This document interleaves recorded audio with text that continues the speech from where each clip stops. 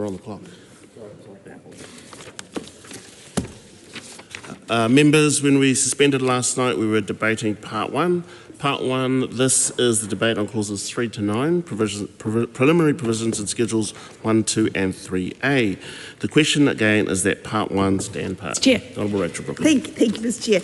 I am now moving to 4A, so still in Part 1, and would remind the Minister that when we were discussing last night, I did think he might want to take up the opportunity to discuss his changes in his amendment paper about the interpretation clause at clause 4. Now, the same goes for clause 4A, because there are some changes in his amendment paper, which is number 238, the big one, to 4A as well. But what I want to talk about is 4A. And 4A is the meaning of ineligible activity. This is a really fundamental clause, not as important as the purpose clause, but very fundamental to how the whole scheme of the bill acts.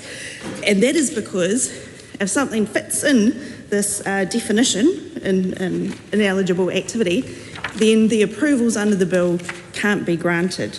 So there are a number of activities that are excluded, and they are listed there in 4A. Now, my questions to the Minister are related to Amendment Paper 141.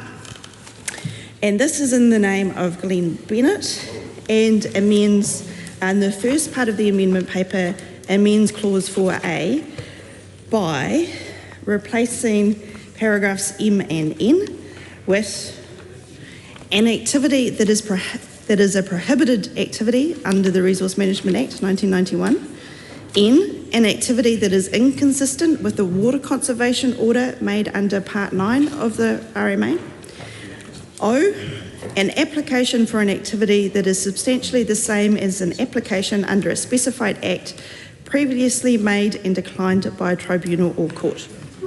And Mr Chair, why there are these three particular additions that we think should be included in ineligible activities, I want to outline those reasons now. So the first is about prohibited activities. And Mr Chair, it's very difficult for a council to make a prohibited activity in a plan. There are certain thresholds that have to be met to make a prohibited activity, and my experience, most prohibited activities in council plans are for things like building in floodplains or nuclear power plants, that sort of very high bar to make it a prohibited activity. What it means is when something is prohibited, that you cannot apply for a consent for that activity. So that councils are nervous to make a prohibited activity because they know that they are likely to be appealed as well if there is some landowner who doesn't want that activity to be prohibited. So questions around this are, will the Minister consider including prohibited activities as ineligible activities?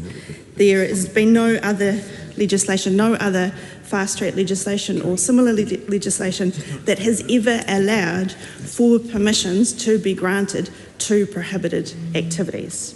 What analysis has been undertaken about the prohibited activities that could be overruled by this bill?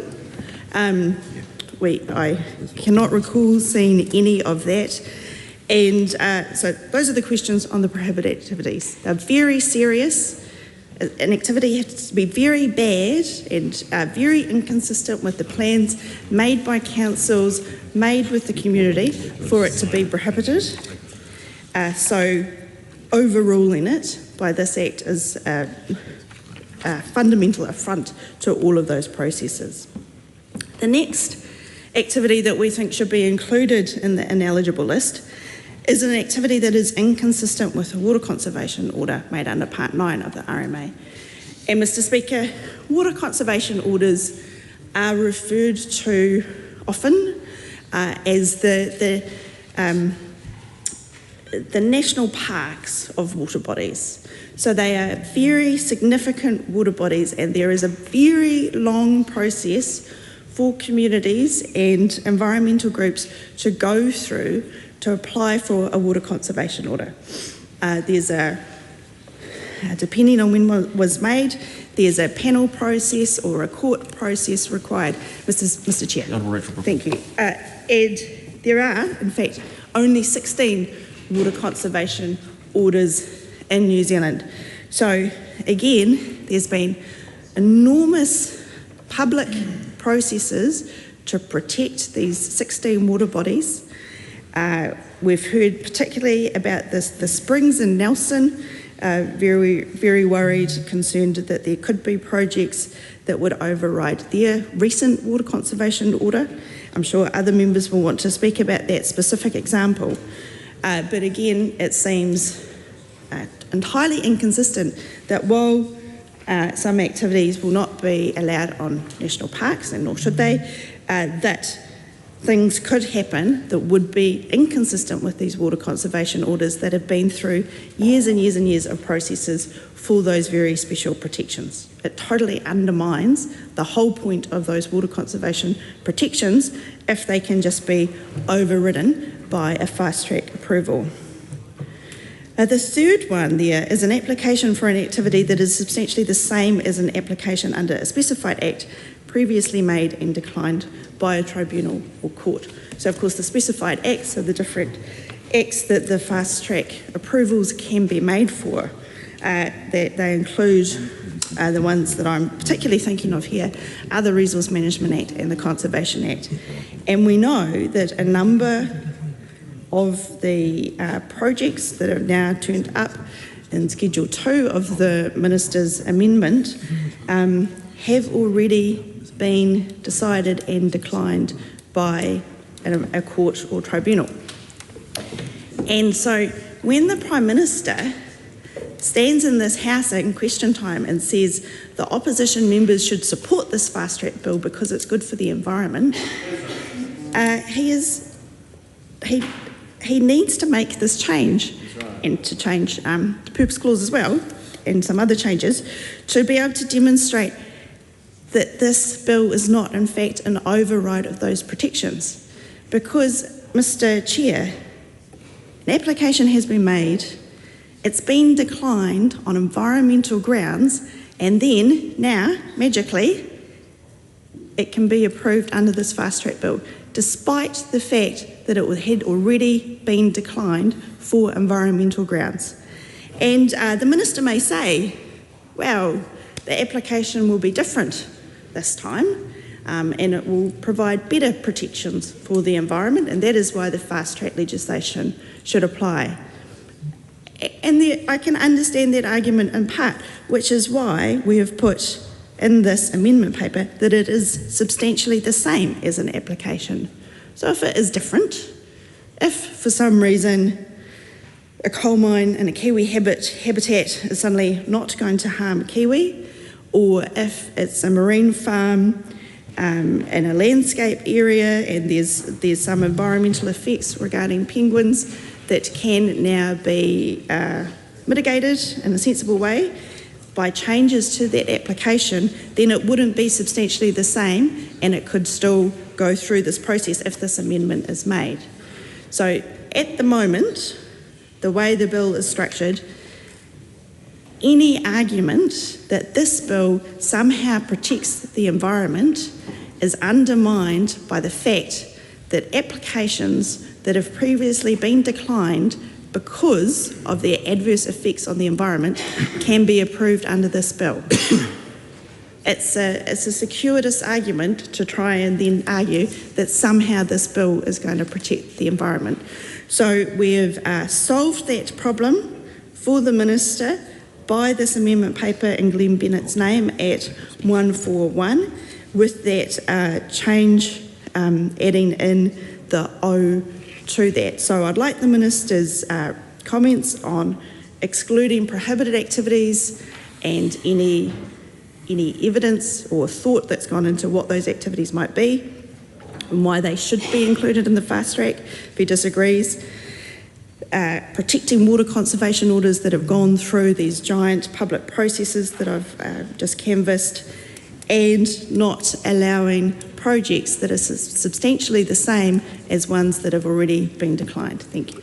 Honourable Chris Bishop. Mr Chair, the answer in relation to all of the three areas that the member raises, prohibited activities, water conservation orders and previously declined projects, the answer is the same in all of them, which is that the bill is designed to facilitate projects with significant regional or national benefit. So very deliberately the government has gone for a wide scope to enable a broad range of activities wider than the existing RMA. But that's not to say that those things that the member mentions aren't important, and our expectation is that they would be taken into account during the panel process. But the point is we're just not excluding those projects that fall within any of those categories up front from being considered.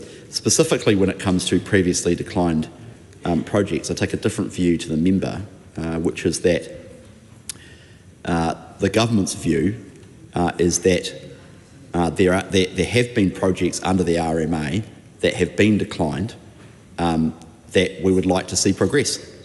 So that is an explicit policy decision. And that, I think, gets to the nub of the issue and the heart of the bill, which is that the current laws are too restrictive about projects that can be done. So if you take the view that the status quo is fine, then obviously you support restrictions on the status quo when it comes to projects that have been declined, because that's your view. And that's acceptable, that's a legitimate point of view, reasonable people can disagree. The government's view is that the current laws have not allowed enough development, and therefore we are changing the law to make clear that we want to see projects happen that have otherwise been declined in the past.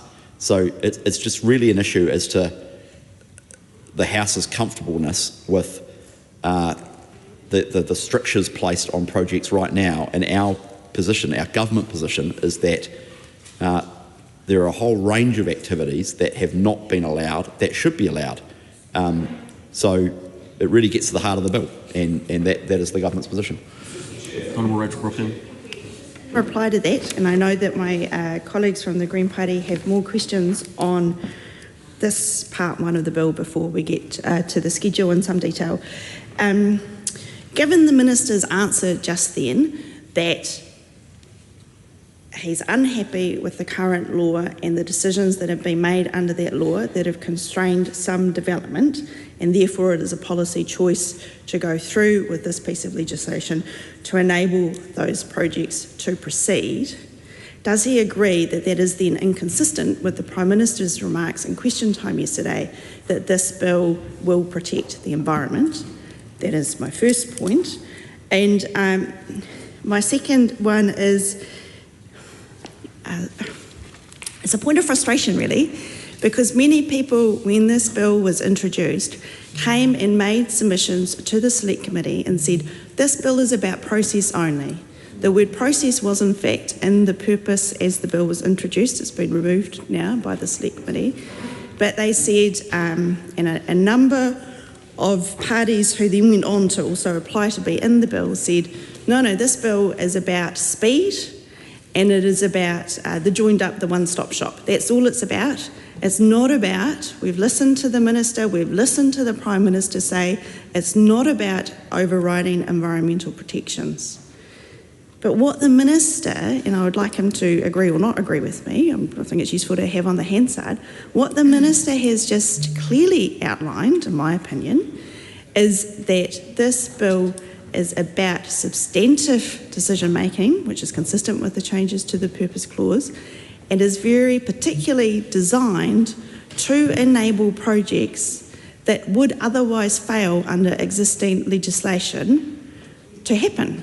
It's a getting things done approach that, regardless of what happens to the environment, regardless of what the community thinks, the projects that are included in his Schedule 2, the 149 projects, are there purposefully to override the environmental protections that we have seen stopping some of these projects in the past.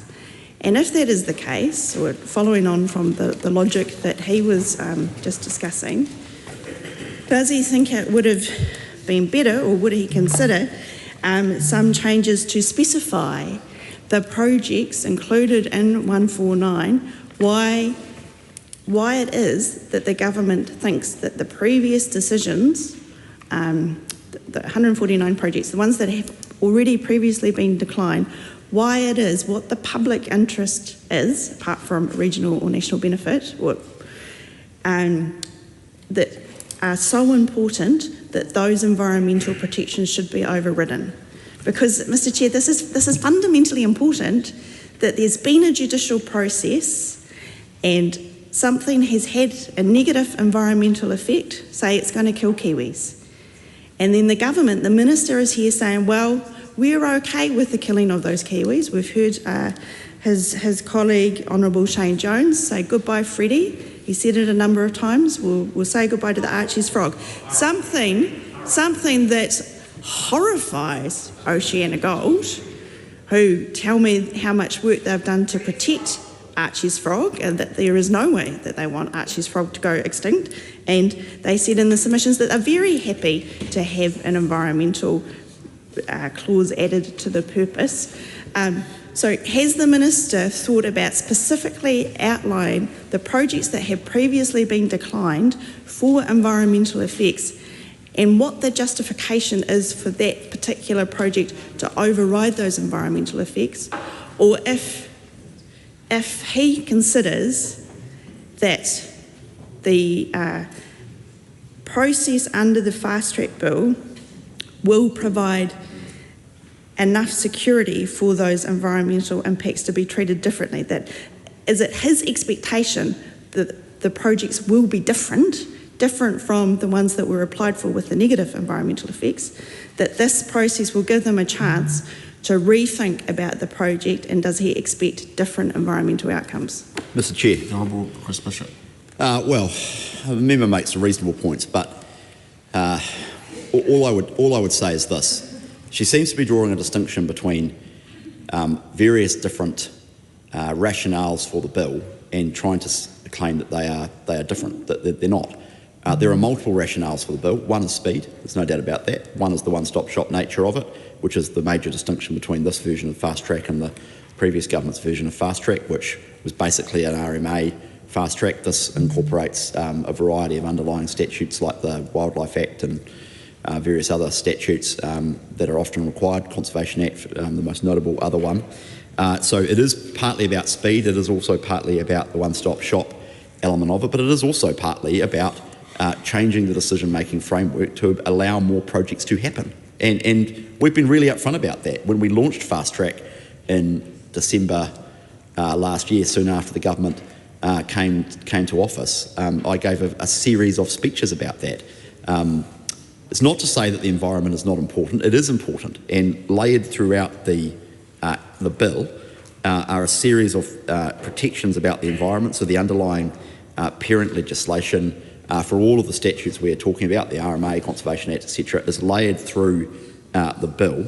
Those things are considered at the substantive expert panel stage, and those protections and the conditions placed on the conditions, the conditions placed on the way in which a project happens, the activities that a project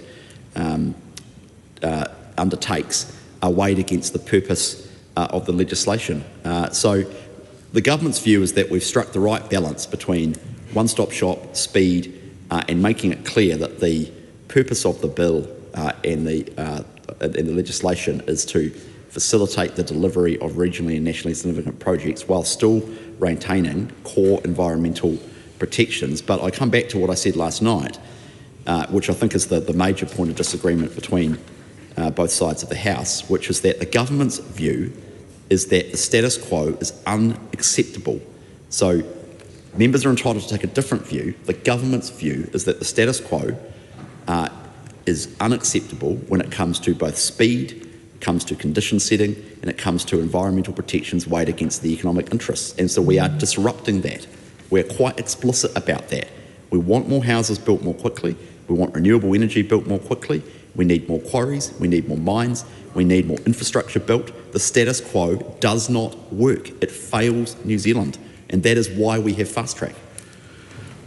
Steve Abel. Thank you, Mr. Chair. Now, you'll get the sense that we're prosecuting quite deeply this question of environmental protections, but I think it's important because the Minister has just stated that within the purpose of the Act, there is still an intent to maintain core environmental protections. But it is not clear how that intent is fulfilled in this legislation, because at every step, the Ledge is unwilling to express that principle in its drafting. So last night there was a debate-like speech by the Minister on how the RMA had failed to facilitate development that was wished, a speech that was reined in by the Chair, we might recall, because it was not appropriate to the setting. The point that had been made by my colleague, that the Minister was responding to was in fact that not only has the RMA in your conception failed to facilitate the sort of development you would like to see, the RMA has facilitated environmental decline as well. So there is not disagreement across this House that the RMA is problematic and failing. And when you were asked specifically where do environmental outcomes fit in this bill, and you've just said that this bill will still maintain core environmental protections, the question is by what means will it do that? Because in its drafting it clearly, specifically and explicitly rules out multiple pieces of environmental legislation. That is what the legislation does. To remediate this, Mr. Chair, we have proposed various additions or changes to Clause 3, the purpose of the Act. My colleague proposed inserting the words, while continuing to promote the sustainable management of natural and physical resources. I had proposed inserting in line with existing environmental protections and democratic processes. There is another amendment paper that I'd like to speak to in that regard that I'd like the Minister to respond to. Can you give us the amendment paper number? Pardon me. So the two that I just referred to, the one by Larn Farm, number 147, which my colleague spoke to last night, and I spoke last night to number 148, and I'm now speaking to number 149. Amendment paper 149, which has not yet been spoken to, where this is an attempt, Mr. Chair, to get the Minister to put in some form the word environment, the conception of the environment as a thing that is part of the intent of the bill to be protected. Because it seems to me, Mr. Chair, that they are throwing out the baby with the bathwater, so to speak. And the Minister's argument is that environmental protections have been the primary barrier to the sort of development that he would like to see. But here he is absolutely removing any true burden and consideration on decision makers to take into account the environment. So the question I still believe remains unanswered: where do environmental outcomes fit in this bill? The Minister also said, so that the amendment I'm proposing is that Clause 3, after regional or national benefits on page 6, line 11, insert the words, for the prosperity of all New Zealanders and the natural environment, thereby clarifying the intent should also include the environment. Because is the Minister suggesting development at all costs? Why is it so pernicious to the Minister, or so revolting to the Minister, to consider putting in mention of the environment in the actual purpose? The Minister said that declined projects, what he was trying to achieve was a belief that there were projects that have been declined that this government would like to see progress. Now, I wonder if the Minister can outline what are those declined projects that you would like to see progress? Mr. Chair. You have stated that, and it seems to me that he has clarity about there being specific projects that have not been allowed to progress.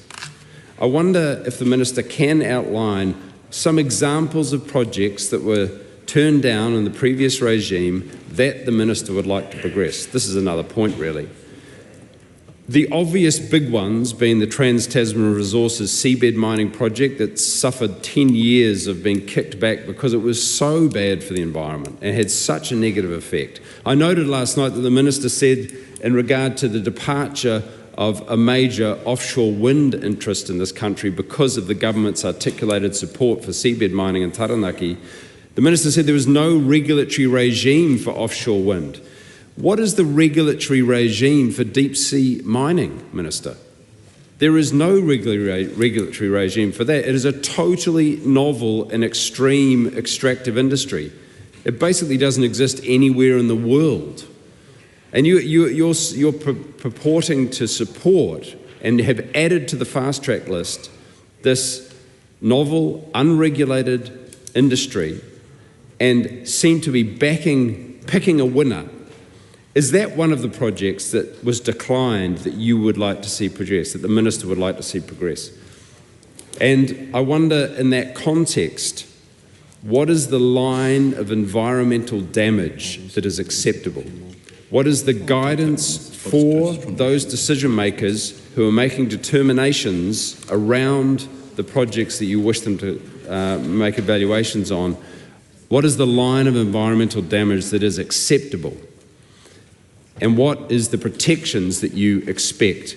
And how, in the simplest terms, where do those environmental outcomes fit in this bill?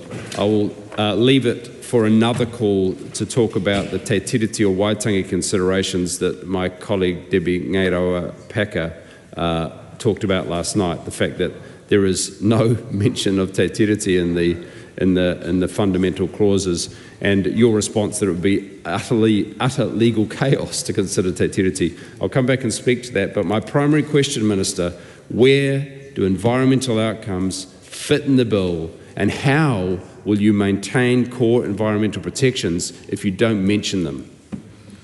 Well, Mr. Chair, I would encourage the member to read the bill, for starters. So the various pieces of underlying legislation are in the schedules, and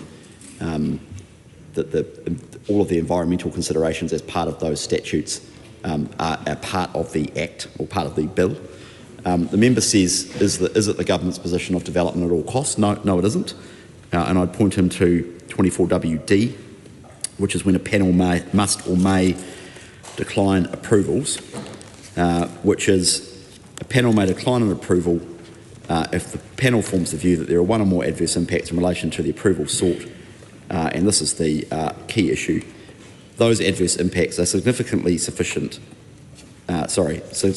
significant to be out of proportion to the project's regional or national benefits that the panel has considered under section 24W3A after taking into account conditions, etc. So there's a very clear decline clause, and as I canvassed last night in the House, the government's initial position was that ministers should be both the referring body to the fast-track panels, and then ultimately make the consenting decisions. Now that met with some degree of scepticism from people, including from members opposite, so the government's changed its stance on that, and the panels now make the final decisions, and we put clear criteria in there around declines. It's not development at all costs, but it is a pro-development statute. And I'll just make the point that I made before and again last night. This is a disruption to the status quo. It is a change. And we're explicit about that. And we're deliberate about that. Because as we canvassed last night, the status quo is not working for New Zealand. In relation to projects that we would like to see advanced that have been previously declined, I'm going to decline the member's invitation to get into specifics about that. Suffice to say, just repeat what I said before, which is that if that wasn't the case, we wouldn't be here. So clearly there are projects that we would like to have seen happen that have been declined.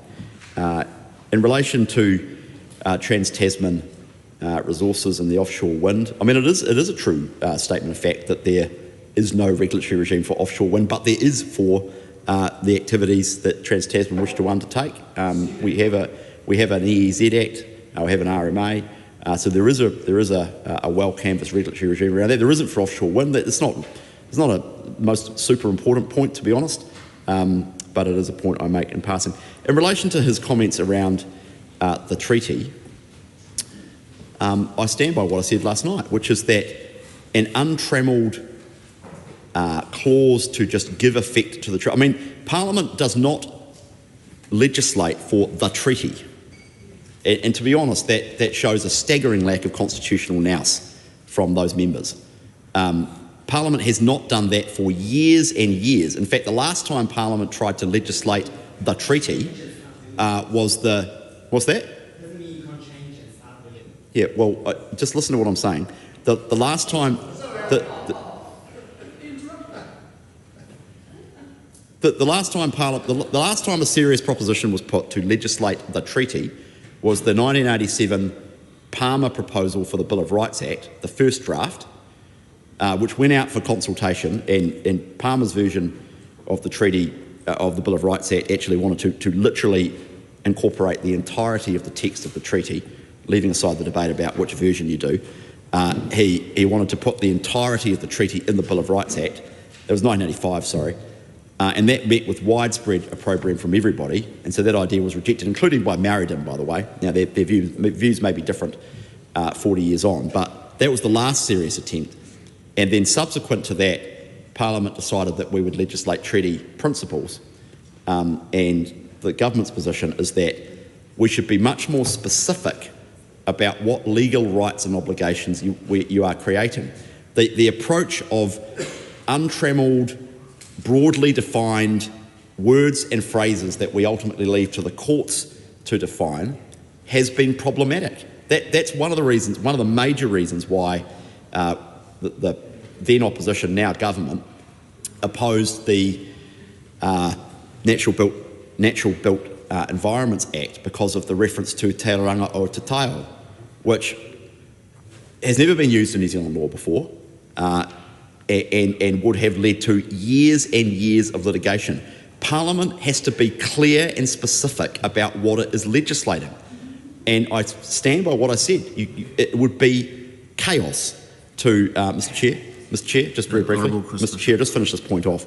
It would cause chaos to just insert the treaty into a piece of legislation. The principles has proved problematic and difficult enough for the polity and the courts to grapple with. And we are trying to be more specific and clear about what we are creating, which is why in the bill there are references to treaty settlements, because settlements are agreements between the Crown and Iwi in relation to specific legal obligations that the Crown imposes on itself around consultation, around it depends on the settlement, but there's a variety of different things that the Crown enters into and then legislates.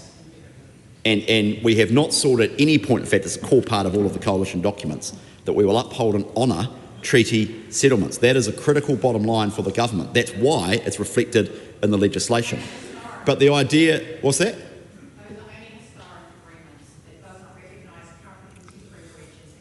Okay, let's not have conversations across the chamber, please. Contemporary breach, I mean, depends what your definition of a contemporary breach is.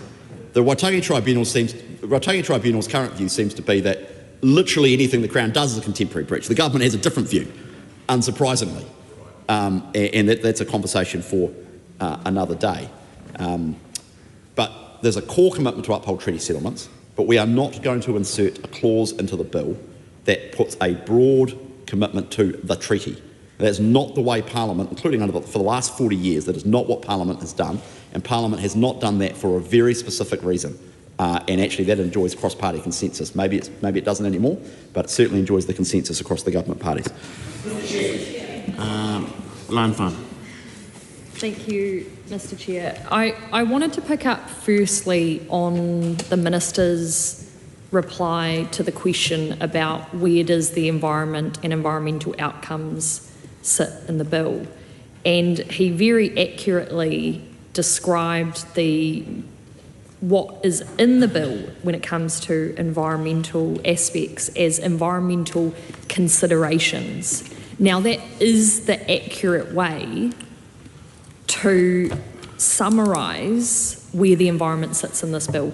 It is a consideration rather than protections that New Zealanders would typically understand is involved when it comes to environmental legislation.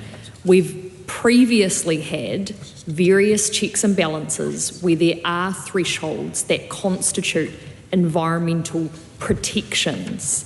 But we know that under fast track, these are now merely considerations which ultimately need to be weighed up by the panel, and when they legally have to give the greatest weight to the development benefits, we know that they are simply considerations rather than protections. So I'm really interested in if the Minister thinks that is an accurate way of summarising where the environment sits in the bill.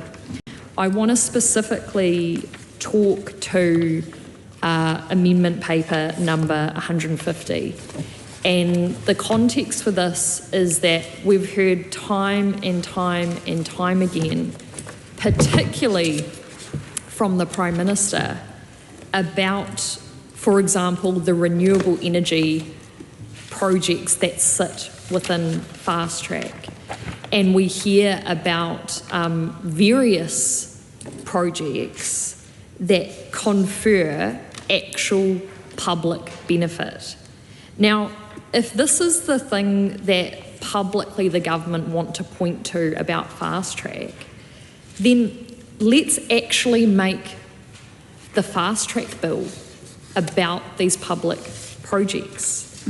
And here we have an amendment that very basically spells out a definition of what would constitute significant regional or national benefit. So in clause 4, which involves various definitions about how to interpret words that are used within the bill, after responsible agency, we would actually suggest a definition of significant regional and national benefits. And we would say that this means public infrastructure projects that provide a public good, and B, includes without limitation public infrastructure projects that relate to sustainable transport, to water, to hospitals, to education, to renewable energy generation, and to telecommunications. Now, again, these are the kinds of projects that the government likes to point to that is part of fast track, but it isn't actually defined. Now, a lot of submitters during the select committee process actually pointed this out as a really sensible way to narrow the eligibility of projects that actually deliver public benefits rather than the private, more controversial aspects of like the waste incinerators, the seabed mining, the coal mining, the open cast gold mining. You know, these are the kind of projects which are causing all the controversy with fast track. And we had a number of submitters, including the Infrastructure Commission, recommend that we actually do make changes here. And we proposed these changes, even at select committee stage, but like so many sensible suggestions, they were shut down. So I am really interested to hear the Minister's response. Why is he not considering narrowing to this very clear definition which would make the fast track bill exactly what the government purports it to be? Well, Mr. Chair, well, we've been through this for 2 hours last night, so I'm happy to, hopefully for the final time, deal with this issue. It depends on what your definition of a public benefit is. And the debate last night, as I demonstrated, the debate last night was about this proposition, nuts proposition, frankly, that a privately owned electricity generator delivered private benefits. The members' argument seems to now be that renewable energy is a public benefit. I agree with you. There are public benefits from renewable energy, but much of New Zealand's renewable electricity infrastructure is privately owned. Trustpower, or Manawa Energy as it's now called, Contact Energy are privately owned. Now that reflects historical circumstance and a variety of different things, but if the member's proposition is that renewable energy is a public benefit, I agree with you. But the point we made last night, and I make again today, is that the ownership structure of those entities differ. Some are publicly owned, listed companies, 51% owned by the Crown. Others are wholly privately owned. And the member's argument across the foregoing debate last night was that all of those private benefits had to be ruled out. She now seems to be claiming that renewable energy is a public benefit and therefore that should be allowed. Well, I agree with her, but the point is that the ownership of those entities differs. So the argument seems to have changed. The core contention of the government is this: all of the projects and all of the activities listed in Fast Track deliver public benefits, and those benefits differ depending on the project and the activity, but they are all public benefits. For example, housing. Now, the vast bulk of housing in New Zealand, as again I said this last night, and the point remains true, it's never been rebutted. As I said last night, the vast bulk of housing in New Zealand is delivered by the private sector. It's not delivered by the public sector.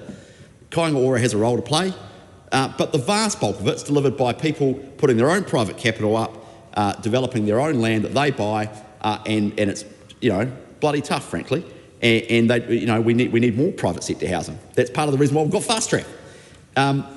So is there a private benefit from someone developing a piece of land and selling it to buyers of houses? Well, of course, they're making money out of it. Is that a private benefit? Yes.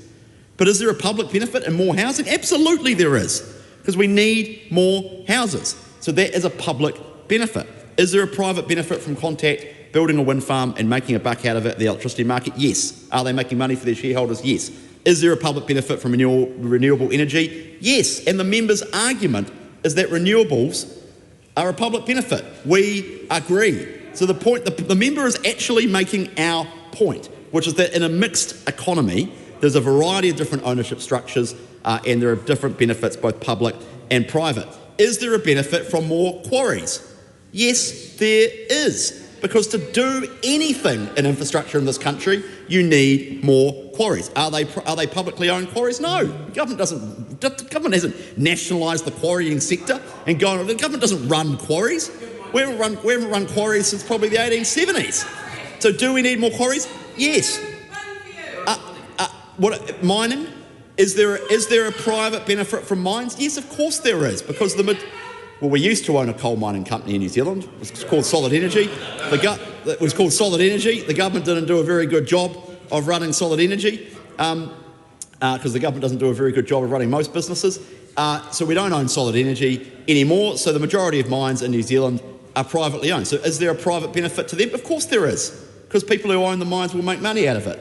But is there a public benefit to the West Coast from having coal mining on the West Coast? Absolutely. Go down to the West Coast and tell the people of the West Coast that the mines that thousands of New Zealanders and West Coast workers depend for their livelihoods, or go to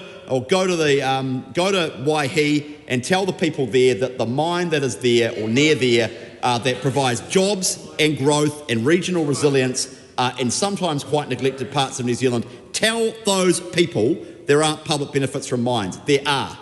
And the government's position is that the broad suite of projects that are in Fast Track or that will be considered, whether it's mining or renewables or quarries or wind farms or housing or roads, all of those different things, all of them, yes, to some extent have private benefits for their owners or private benefits for the people who run them, but they all have public benefits. And that is the reason why they are being fast-tracked.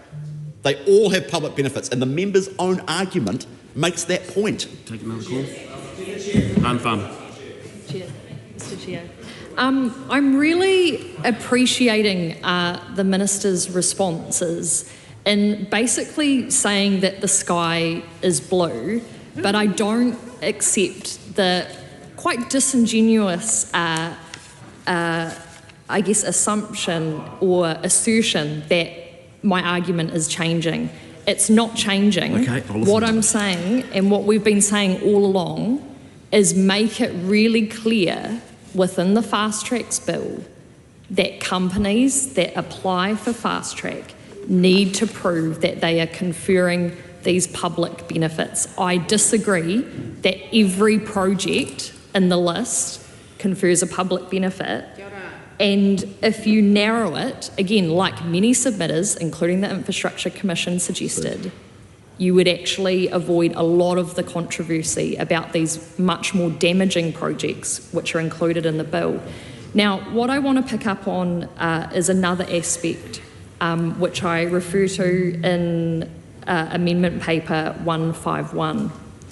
And this is about adding a clause after 4A1 that inserts where a project is contrary to a regional or district plan, regulations or an order in council. So this would basically amend the bill itself to make activities that are contrary to these plans set by local authorities, regulations or order in council, ineligible for fast track approval. Now, why I think that is really important at the approval stage is that these plans and the processes that councils and communities have been through are often years in the making, and they actually form this democratic structure of our society about how we want our communities and our cities to look, how we want them to develop, how we want different protections to be in place or not.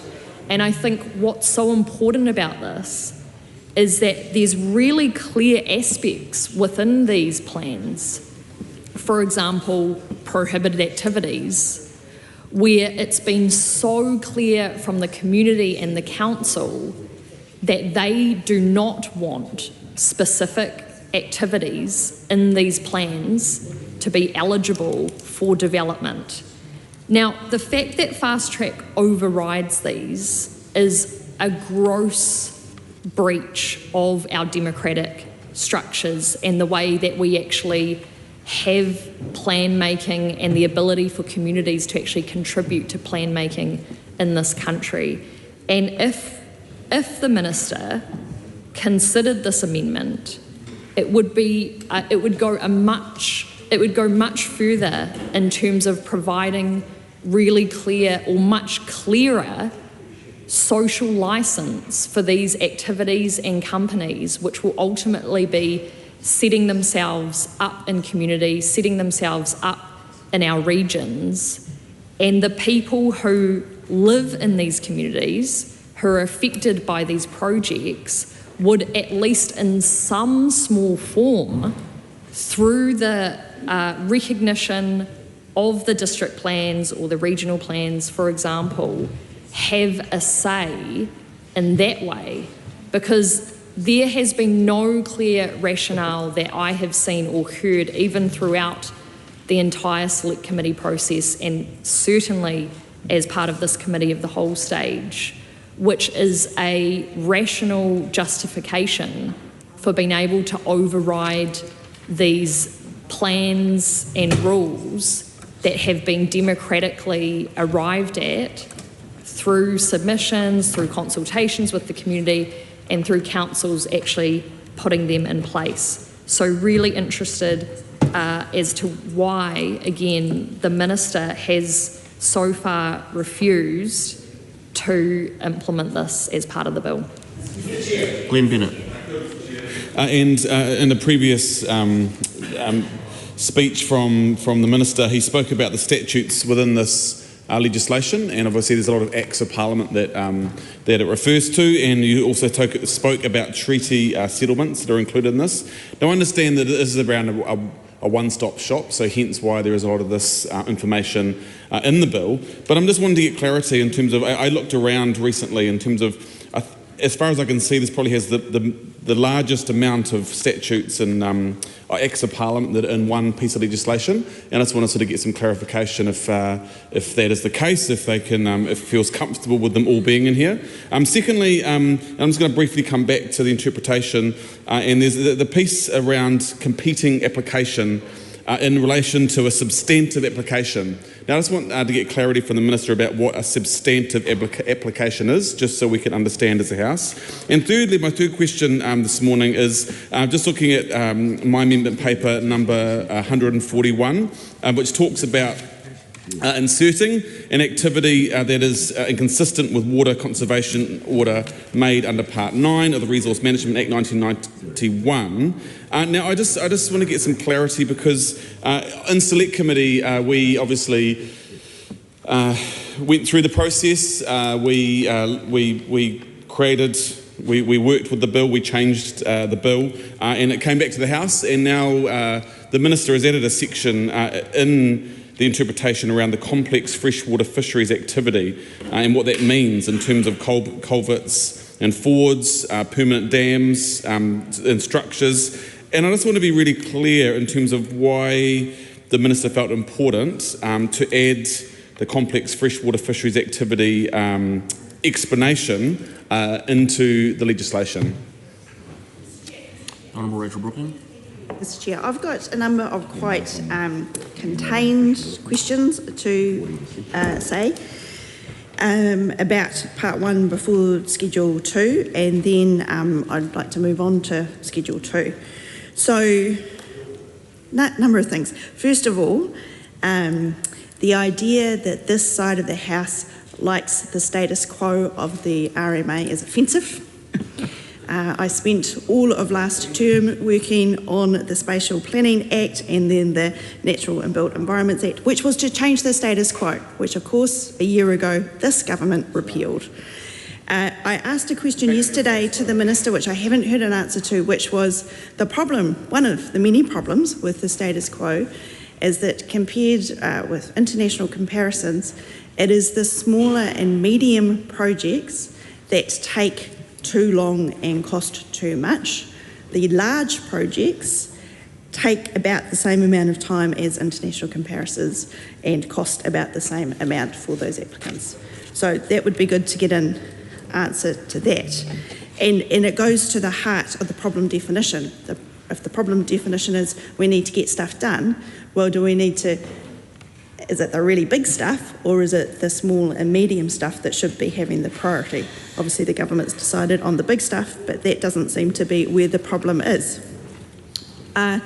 We also just had a discussion from the Minister about a treaty clause, and I think it'd be useful to have on the Hansard that of course, and I don't think he meant the opposite of this, but it sounded like it, of course governments have for many years inserted treaty clauses into bills.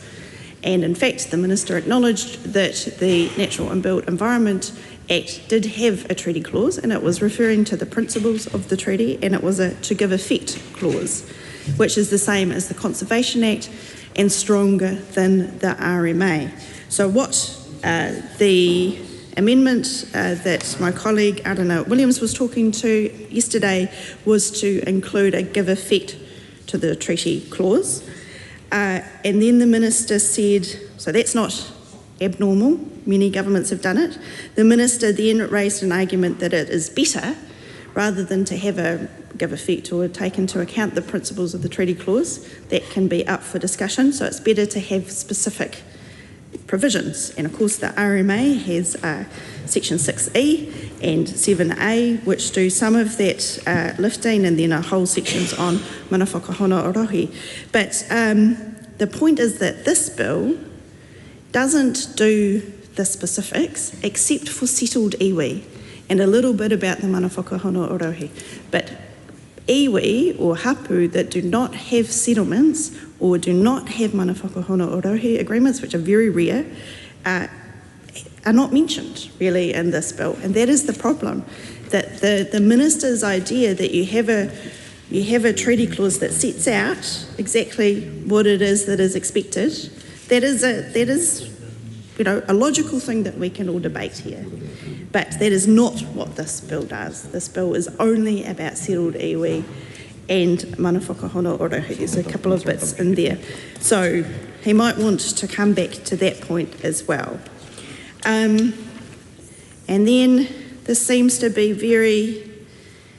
the Minister talks about how this bill is pro-development. But I would challenge him on that again because it's pro-very specific development. It's pro the things that are listed, the 149 things that are listed in that Schedule 2. So it's not all development, it's those specific projects. But before I get to those 149 projects, which I do want to do, I want to again ask the Minister about his amendment.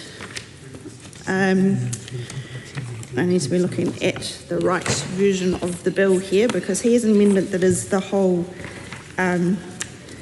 bill, and whether or not the changes that he has made to 24A, which is the meaning of ineligible activity, if, what is the point of those changes? Do they enable more items to be considered under this bill, as in it reduces the amount of ineligible activities, or does it extend the amount of ineligible activities, and why has he made those changes? And then we can go through to Schedule... The time has expired. Oh, Mr Chair. Honourable Rachel Brooking. Thank you. Then we can go through to Schedule 1 in the transitional provisions, and these are very large bills. Excuse me for a minute. And there are some changes in Schedule 1 in his amendment as well. So it would be interesting to know why there are the changes in Schedule 1. There's a new bit on new applications at Clause 4 of Schedule 1. So those are a number of questions. But now, Mr Chair, I would like to move on to Schedule 2 and the list of projects. And oh, Mr Meagher, we have not talked about these. And of course, we want to talk about them in a lot of detail. And Mr Meagher asked what's number 3. And of course, if he looks at Schedule 2, he will see that they are not numbered. But I have flicked to the Minister's amendment to page 129 of that.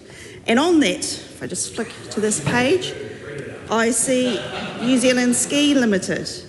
And this talks about the remarkable ski area upgrade and Doolan's expansion.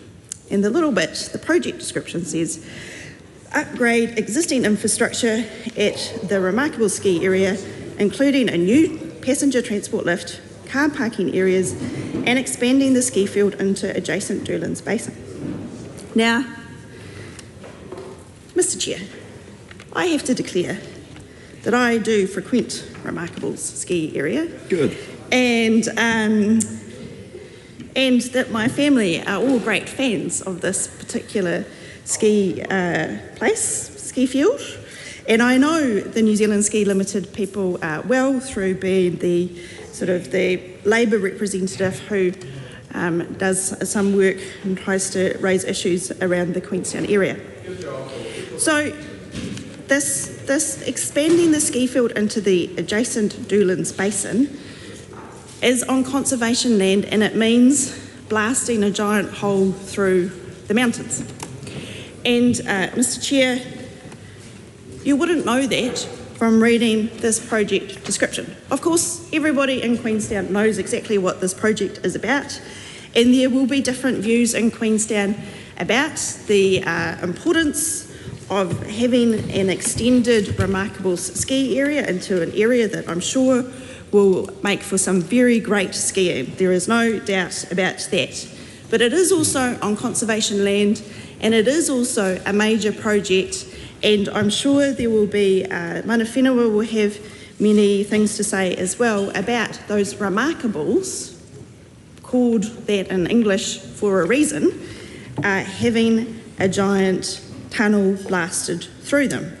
Now, when New Zealand Ski Limited came and made their submission to Select Committee, I specifically asked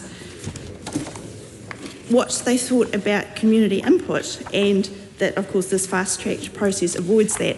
And the CEO, Paul, of New Zealand Ski Limited, did say we won't do this without community input. But I don't know how that can happen with this mechanism through the fast track. But my questions for the Minister on this item, and I know everybody else will have questions on different projects, different 149 projects included in this, but the New Zealand Ski Limited, as a private company, and it's working on conservation land, and it wants to, in this project description, blast a big tunnel through a mountain. That is a very private benefit that this company will get through having the purpose clause not refer to the environment. And I want to ask the Minister how he can justify that a project that benefits the shareholders or the main owner of New Zealand Ski Limited should be able to avoid consideration of the environment. He might say, well, it's going to be very useful for them to have all their approvals considered at once because there will be many approvals required. I don't disagree with that. The point here is that there is no reference to the environment in the purpose, and that this project is going to make some very private benefit to a very private company and should not be included in a public bill. Mr. Chair. The Honourable Minister. Thank you, Mr. Chair. I'll just deal with a few of the questions raised by the last few speakers. Firstly, Glenn Bennett asks, am I comfortable with so many statutes being included in fast track? Yes, we are. That's why it's in the bill.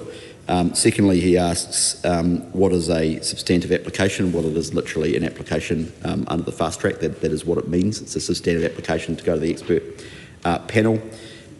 Rachel Brooking made a number of points.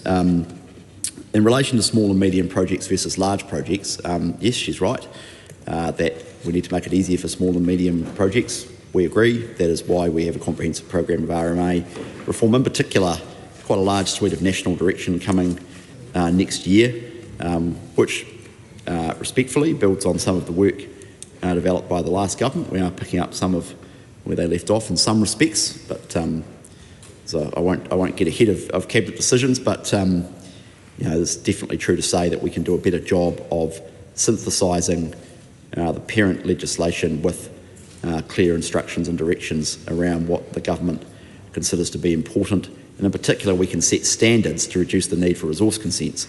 And everyone seems to be on board with that. And it's one of the great failures of the RMA over the last 20 or so years is that we haven't been better at doing that. Simon Court in particular, my Undersecretary, is doing a good amount of work there around standards. So anyway, that's a bit of a preview for next year. But she is right that we need to do a better job with small and medium projects. In relation to non-settled iwi, there are a range of protections, not just for settled iwi, throughout the bill as well. In particular, I would point to the makeup of the panels, where there has to be a person on the panel with a knowledge of Te Ao Māori and Māori development. There's also provisions in there around ineligible Māori land, for example, as well. That was well canvassed last night. In relation to the Remarkables project, which, to be honest, I'm not familiar with. I'm not from down there, but it's good to see that she's a frequent user of the great ski field. Oh, your family is, okay. That's fair enough. I mean, as I said last night, I'm not intending to entertain a dialogue about each particular project, largely because for some of them I have no great familiarity with the projects. But the point is, again, as we covered last night, and the debate's becoming repetitious, again, as we covered last night, the project does not consent, that the bill does not consent to these projects. The bill expedites their processing into the fast track panel process. She asks about community input. The reality is, as happened under the previous COVID-19 fast track, is applicants applicants don't just apply and randomly, work their way through the process and through the consenting process kind of on a whim. There's a huge amount of pre-work that goes in to preparing these applications, draft conditions that they themselves propose to the panel to be set, and there's a bit of a back and forward and a dialogue about what the conditions that should be set and which ones are appropriate. That is completely acceptable. We don't envisage that process changing. As part of that is the community engagement that the member talks about. So, very often, particularly when it comes to energy projects, for example, there's a huge amount of community consultation, engagement with, and in relation to her point around, it's a private development on conservation land, yeah, it is. There's private developments on conservation land up and down the country. And this gets to the point, again, which I've made about 7 times now, which is that if your view is that private development, should just not be eligible for fast track, that's a legitimate point of view, but it's not one the government holds. And again, I just repeat the point. Private development can have public benefits because we live in a mixed economy. So there will be public benefits from that particular project that the member is talking about, in the same way that there are public benefits from privately run renewable energy projects. And Lan Farm, her colleague, agrees, because that was her precise point for much of her speech. So we agree. The opposition's got to get its ducks in a row about what their actual point is. Private projects that have private profit for private gain can have public benefits. We stand by that point. Right, point of order, Honourable Kieran McInerney. Thank you very much, Mr. Chair. There was a comment there made by the Minister that concerns me, and I think it warrants a response from you. Last night, you'll be aware, there was a significant ruling made by the Speaker when recalled by this House that was considered and came about as a result of a decent amount of debate on both sides of the House. Now, at the end of that ruling, the Speaker said, quote, "The chairperson would be justified in allowing a more considered and lengthy discussion in the committee stages."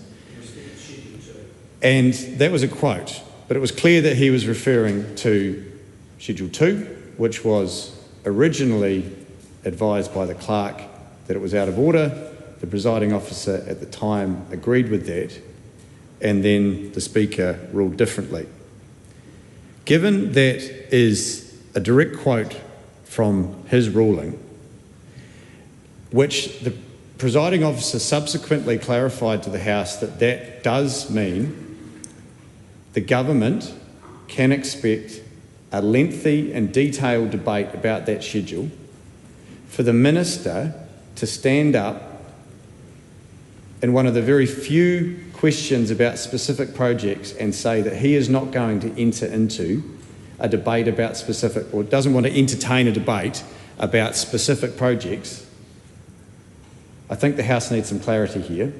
So normally, if a Minister refuses to engage in questions, that means that we have an even longer debate, because for a closure motion to be considered, the Minister's engagement in that is a factor.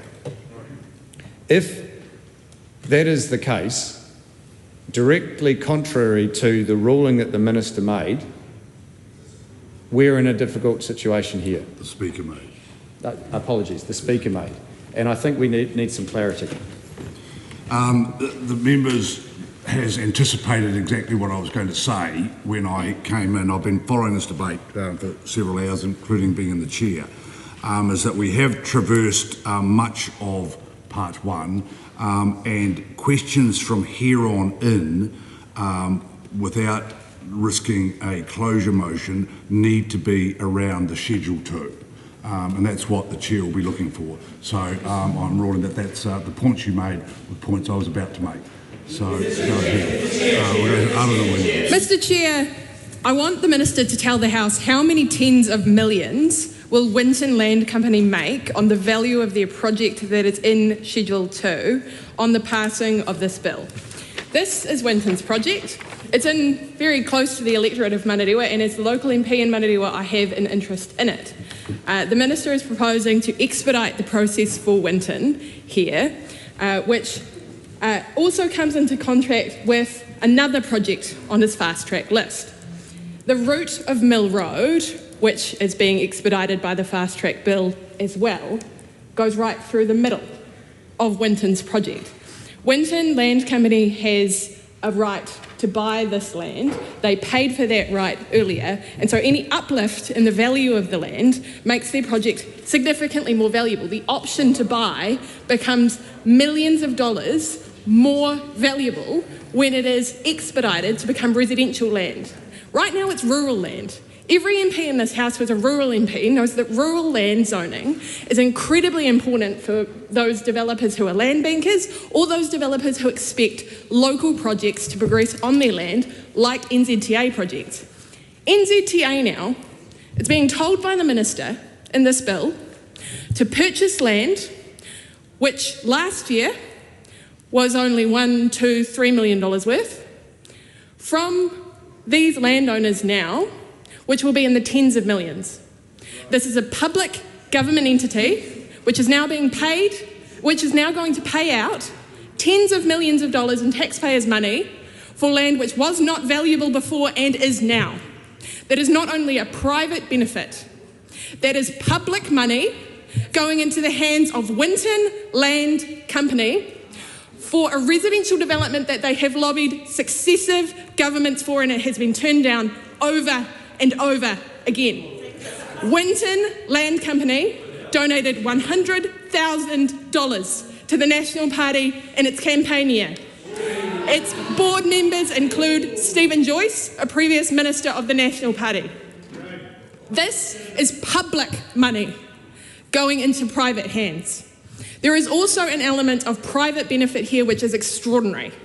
We have rules which require private developers to share the public cost of their development. This development will cost Auckland Council a huge amount in the infrastructure that is required to build this kind of development, in roads, in pipes, in playgrounds, in libraries, in facilities for commercial developments.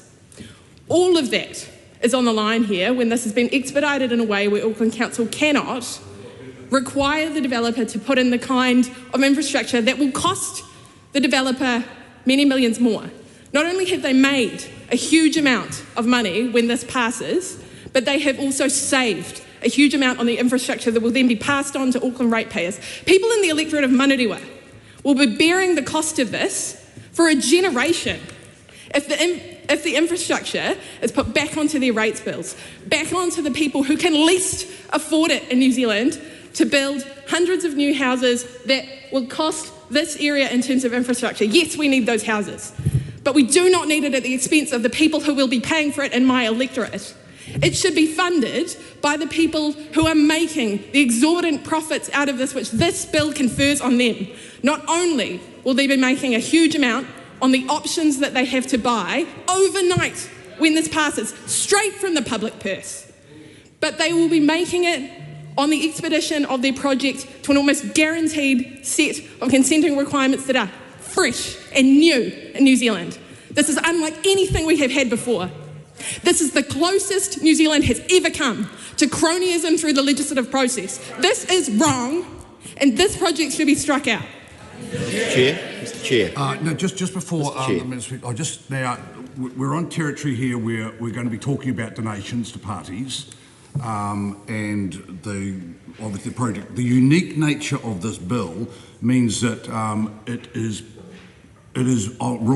more relevant in this particular bill than it may be in other legislation. However, just be wary that where any of these allegations go towards individuals, that is where the line will be getting close to.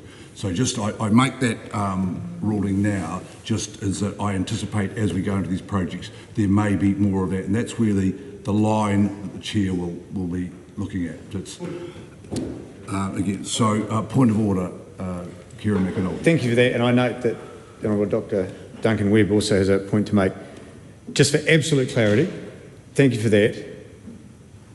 There was no issue with what was said in that contribution. You're just preempting that and indicating that debate and contributions on this is exceptional to the normal process, and what might not normally be accepted will potentially be accepted here, and you've drawn a line as to what won't be. No, it's not. I just say the line remains, but again, taking into account the unique nature that where allegations start to come towards individuals is where members need to be very aware. But that contribution was okay? That contribution was Thank fine. Was that Mr. Webb? Were you looking Mr. for order? Yeah, thank you, Mr. Chair. My point was, because I do think clarity is really important here going forwards, and I accept the obvious statement that members are not to make allegations of corruption against members in the House, or that any particular legislative initiative is being done because of essentially a corrupt purpose. But I was concerned that you suggested individuals can't be named, because as a matter, there are many projects in Schedule 2 which individuals absolutely have their hands on, and there are legitimate questions around transparency and process which it's entirely appropriate to ask. Not because there's an allegation of corruption in there, but to give the government an opportunity to show that there is transparency, honesty, and that the public can have confidence in exactly that. So I just want to make sure that you're not ruling that members can't say, in respect of this person who made a donation to that party, can you assure me, how can you assure me that there is no invidious nature to that? Yes, well, that when I say an individual, I mean an individual within government. Mr. Chair. The Honourable Minister. Mr. Chair. Well, it's easy when you've got privilege, eh? So I'd invite, if the member really believes that, say what she said outside the House. I bet she won't. I bet she won't. First thing is to publicly acknowledge that in relation to the particular project the member's talking about, as that went through the cabinet process, I declared a conflict out of an abundance of caution on advice from the Cabinet Office in relation to a press release I issued in relation to that particular project back in 2022 from memory. It was actually about Aotearoa. It wasn't actually about the specific project, but out of an abundance of caution I declared that conflict. The member makes a series of facile allegations. Firstly, the allegation that infrastructure will just be delivered for free. It was actually unclear what the member was saying. It's pretty disappointing. She is allegedly the spokesperson for building and construction, but her knowledge about how housing and infrastructure development works has now proven to be sadly lacking. Oh, I'm getting personal. Are you for real? What a joke. Firstly, councils are able to charge development contributions for housing developments. The bill does not change that. You've got to separate out consent for building of houses, and it's interesting to see the sort of NIMBY attitudes from members opposite so far in relation to housing. Auckland needs more housing, but anyway, I make that as a general point. So the development contribution regime and infrastructure is a wholly separate issue from consent for housing. The other point I'd make here is that the government actually has a comprehensive program of work underway. It's called Going for Housing Growth. It actually builds on what the last government started in relation to infrastructure funding, reform of the Infrastructure Funding and Financing Act, which was passed by the last government, building on work by the last national government. So there's actually a strain of continuation here. And the core principle of that is to make growth pay for growth. So I actually agree with the one decent point the member made, which is that the beneficiaries of new infrastructure to support housing should pay for that infrastructure, and that is the thrust of the government's housing policies, and we've got work underway around that. It's not dealt with in this bill, it's not relevant to this bill, but that is very important. So I'll just, if we're now going to go through every single project one by one, I'll just make the general point I made right at the start, which is the point I'll continue to make, which is that we ran a process insulated from ministers and the government around projects that could be considered for inclusion in the schedule. We then took advice from the expert group, and we put not all of them, but we put 149 of them into the bill. The bill does not grant consent for those projects or the relevant approvals. The bill puts them into the process to go to the expert panel, and many of the issues that the members will have with a variety of the different projects, all of those issues will be dealt with through the expert panel process. The answer is the same for all of them.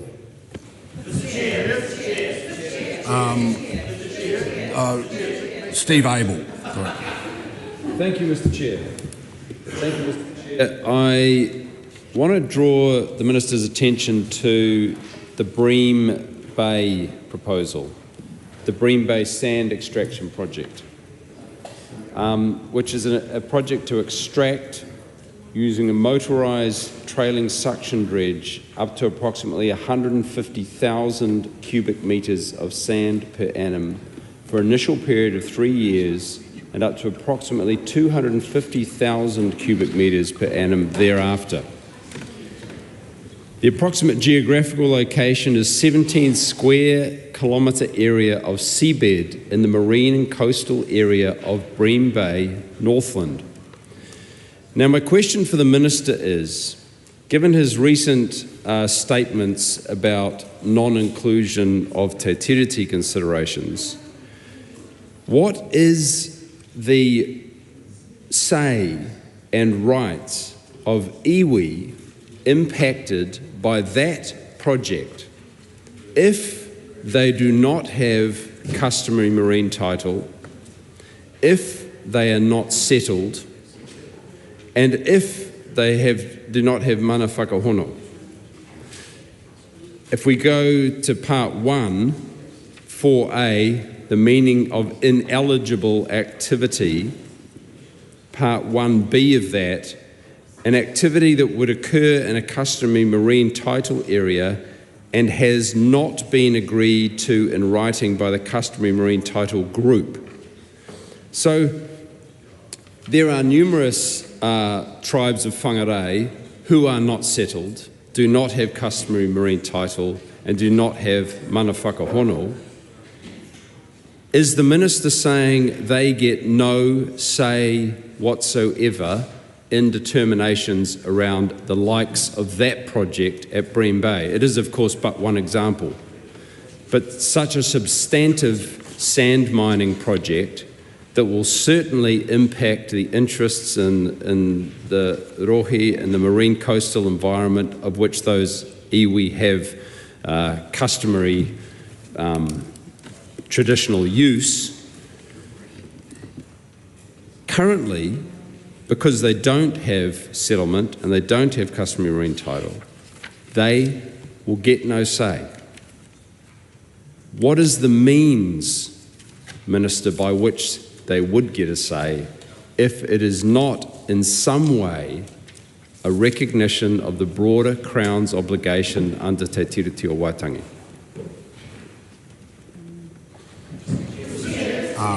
Honourable David Parker.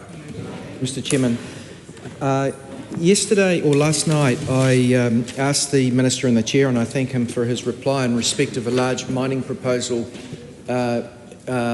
for what is a project which extends essentially from the Clutha River to the Manahura River. This is a huge area of land which, if mined, would be the largest mine ever in the history of New Zealand. And I asked the Minister how he can justify doing that without rights of public input as opposed to discretions for public input. And I would also suggest to the Minister that one of the reasons why Fast Track so far has not had a tarnished reputation is that there was judgment exercised as to when projects were too big and controversial to go through a non-public process.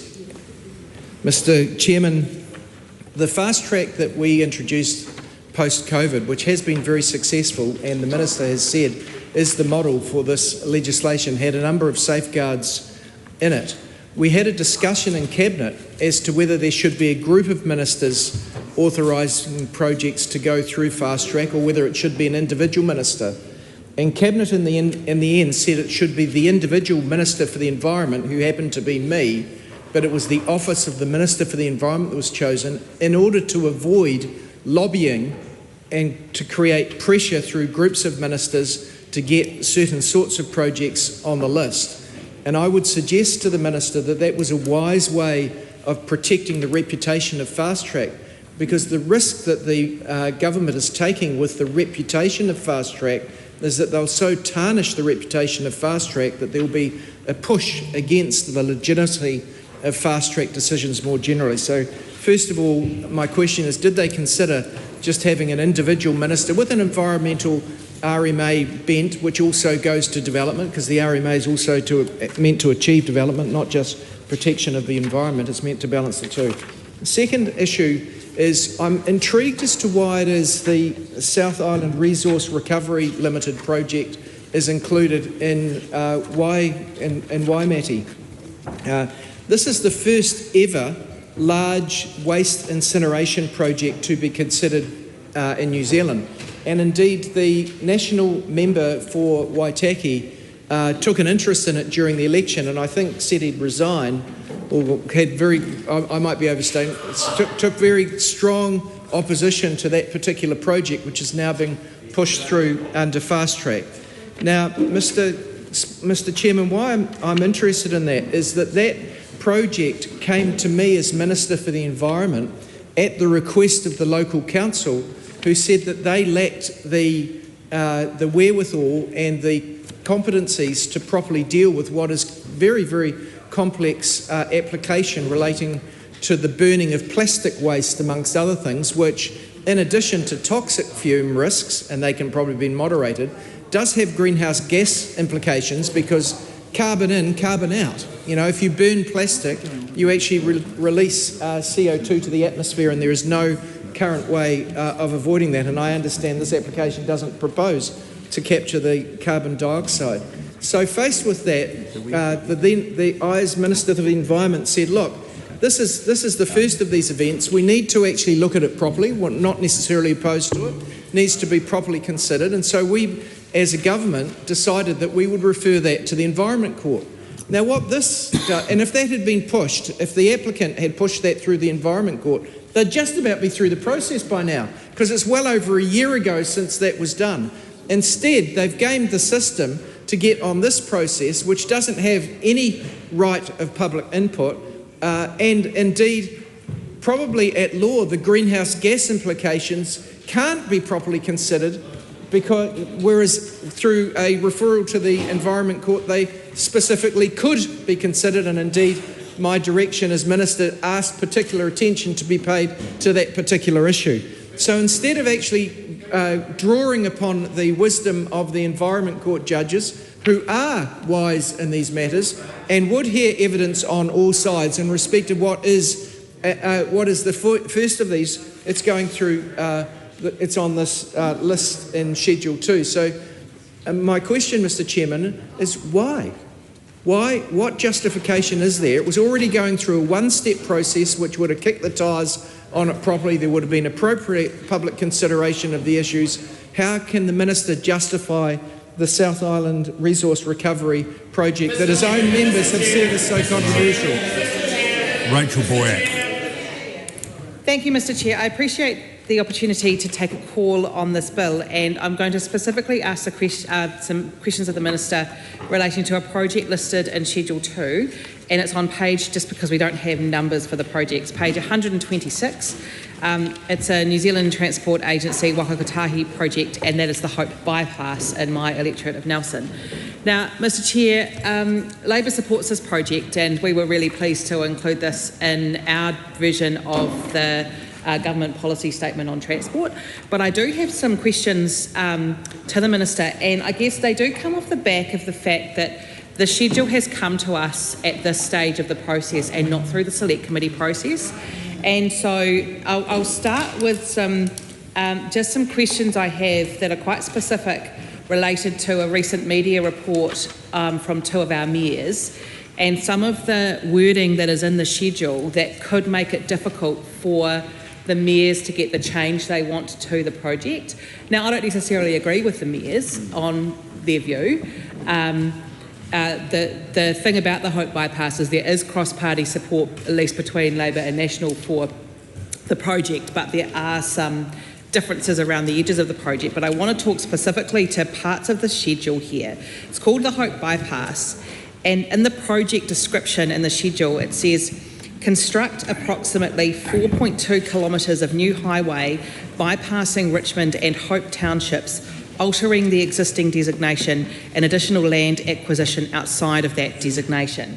Now, one of the questions I have for the Minister, because that's really specific in the schedule, is that the mayors of Nelson and Tasman, so the Honourable Dr Nick Smith and Tim King, have recently called on November 16, and it's a story in the press, for the scope of the project to no longer bypass Hope. So they actually want the bypass to only cover the Richmond piece and then for the project to actually be extended out further into Nelson City.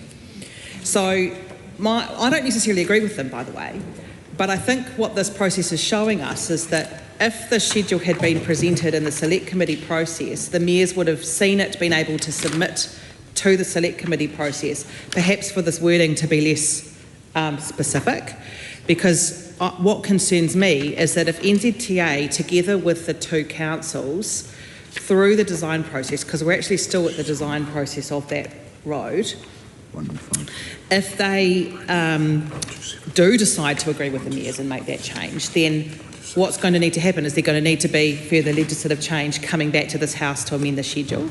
So these are the kinds of technical details and small technical details that are going to exist in a lot of these projects where there's been real specifics written into the schedule, but it might actually have some unintended consequences. There's a couple of other questions I have for the Minister on this particular project. And just on that, I'm hoping I understand the Transport Minister is going to be in the electorate on Thursday about this project, so hopefully he might have some further things to say on this. But there are questions amongst the community around how many lanes. There's certainly a question, and there's nothing here mentioning it in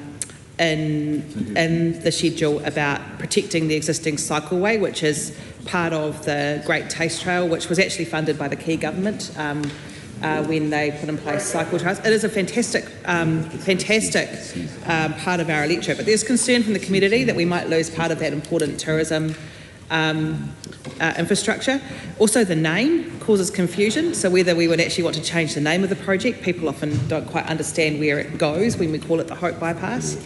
And then the final question I have, because in the schedule it talks about land acquisition, and I'm really interested in understanding the interrelationship between this legislation and an important court case that's currently making its way through the courts, which is the 10th. Now, I understand the Minister might not be able to talk to this, but there was a recent ruling in favour of Wakatu incorporation related to the 10th land. There has been issues with NZTA land potentially being subject to claims under those cases. In fact, a small project just around the corner from where this project will happen had to have significant changes because the land couldn't be transferred from NZTA to the Polytechnic. So there's some technical legal issues that I'm concerned perhaps haven't been considered. But just coming back, my fundamental question to the Minister is around the specifics related to this project. Mr. Chair, I might just take another 20 seconds if that's okay. Mr. Chair, just another quick, I just want to be really specific that my question is about how specific it is here in the legislation and what the Minister intends to do if indeed the mayors and NZTA do actually agree to change the scope through that design project of the Hope Bypass project. Lawrence Dunan. Thank you, Mr. Chair. Before I begin, I just want to seek some clarification from the Chair. I understand that we're currently moving on to Schedule 2, but I have not been able to take a call at all for any of the Part 1. So would the Chair allow me to ask 3 very specific clarification questions for clauses? No, the member's fact that he didn't participate earlier doesn't mean the subject matter hasn't been covered. But what I've just declared is that now the debate has been going for some time. The Speaker's ruling last night was that it should be allowed to extend, perhaps beyond a normal time that it would do, where it pertains to Schedule 2. Okay. So I am looking for calls outside Schedule 2 do risk straying off or into an area that may invite a closure motion. Okay, I will then stick to Schedule 2 then. Thank you for that clarification, Mr. Chair. Now, when it comes to Schedule 2, and again, just a reminder to the governing members as well, that this is a 235-page amendment that was dropped on our lap yesterday with no public consultation. So please bear with us while we do actually, for many of us, speak to our portfolios and also our communities. Thank you, Mr. Chair. So my question is around in Schedule 2, there is a particular project which is a Somerset Villages Limited, and it's a Somerset Retirement Village in Moscow in the Deep South. And I have an amendment paper on this, but this particular one to be removed. Now, Mr. Chair, the reason is I would like to ask the Minister around what he said before in terms of public good and public benefits in the context of this particular project. And I think the key word here, and this is something that my colleague Lan Pham was trying to get through as well, is the proportionality test of public benefit. In the case of retirement villages, now there are a number of retirement villages that are part of the 149 projects, but this is the only one that is specifically just on a new retirement village. Now, many of us has, with the Health Committee, gone through various bits and pieces in the South Island, in the Deep South, around aged care facilities. But one of the things that we do notice, I said Deep South, one of the few things that we have noticed, and particularly in the context of retirement village, Mr. Chair, is the fact that there's a currently live review of the Retirement Village Act, which is currently with the Associate Minister for Housing. And fundamentally, this is to do with the way that retirement villages has been allowed to operate and take advantage of our seniors and elderly from the perspective of not sharing capital, deferred management fee, not paying out capital when they move out, or sometimes when they're forced to move out due to additional health reasons. Now, this is something that Retirement Village Resident Association, this is within my seniors portfolio, that Retirement Village Resident Association has spoken a lot about in terms of the way that the privatization of retirement villages has had a detrimental effect to our seniors and the lives of our seniors. That coupled with the fact that a lot of our seniors, we're seeing an increasing number of our seniors, over possibly now 40%, up to 50% of our seniors no longer own their own property, which means that they are no longer able to have the capital because you have to pay up cash front to enter one of these retirement villages. They're no longer able to pay up cash front to access some of these retirement villages. So in the context of this particular project, Mr. Speaker, I would like to ask the Minister what sort of public consultation has been done with the senior residents, with Grey Power, with other relevant communities and organizations around the need in the beginning of a new retirement village, purely just for a new retirement village of that area, and that the company is able to show proof that they're able to house or able to actually bring people in as part of that. Again, we're seeing that retirement villages are struggling because people are not able to pay upfront to access the license to occupy for some of these retirement villages. So Mr. Speaker, if the Minister wouldn't mind clarifying what data is there. Mr. Chair, well, I'll deal with a few of the questions that have been raised in the last few contributions. Firstly, start where we left with the last contribution, which was basically a long rant about the problems in the Retirement Villages Act, which, as he rightly notes, is under... notwithstanding that the Act itself is under review, the government does not have a problem with retirement villages. And if the member wants to campaign on abolishing privately owned retirement villages, which provide residential accommodation very happily for people up and down the country, that's over to the Green Party. But that was just really a long rant about some of the alleged problems with retirement villages practice. He says, well, how do we know there's a need for it? Well, last time I checked, the Parliament and the government wasn't in the business of determining need for retirement villages. Normally what happens is if someone wants to build one, they go and build one and get consent for it, and if they can't make a buck out of it, they don't build it. And if it fails, it fails. Like, we don't run a planned economy here, at least certainly not on this side of the House. So I think, to be honest, a lot of what he was talking about is really away from the bill. In relation to Rachel Boyack,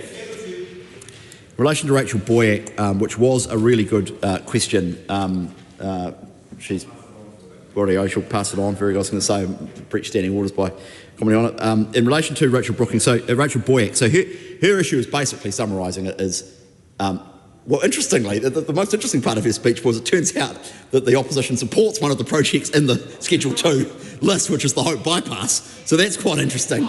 And it might be an interesting exercise to go through and work out how many of the projects the opposition actually support, because it turns out at least one of them, which is the Hope Bypass.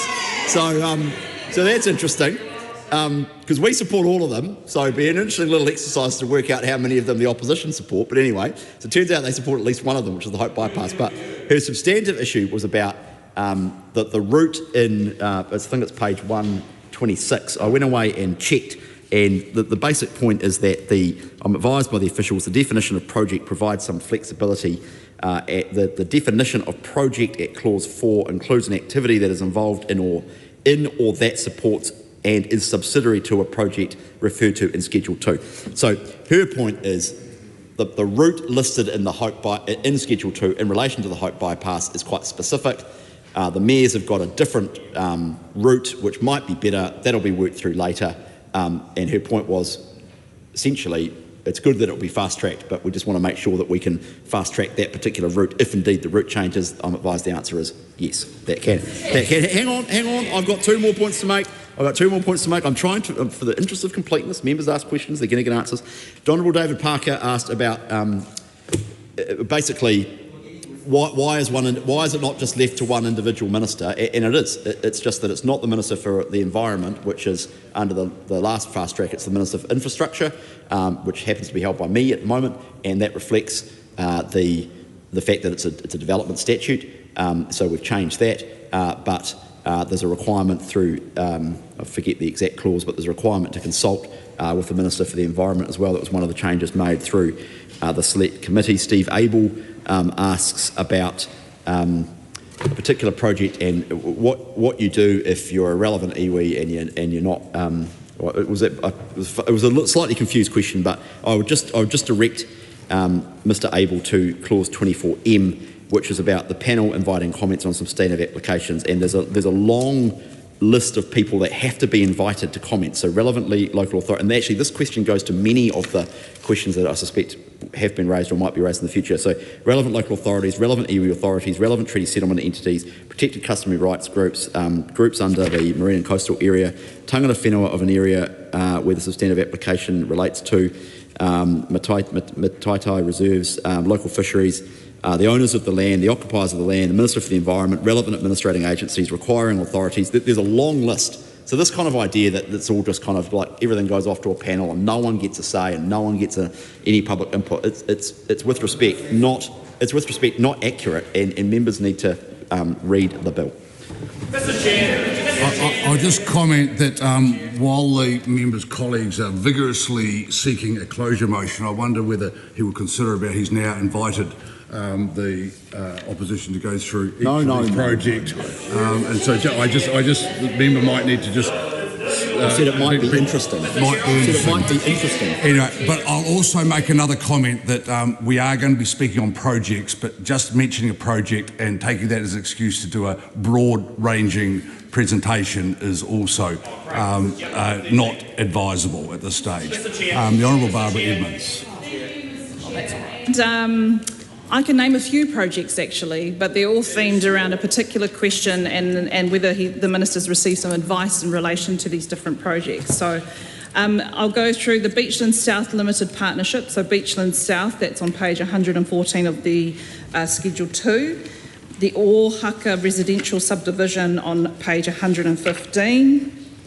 The Gibston Village, which is page 118.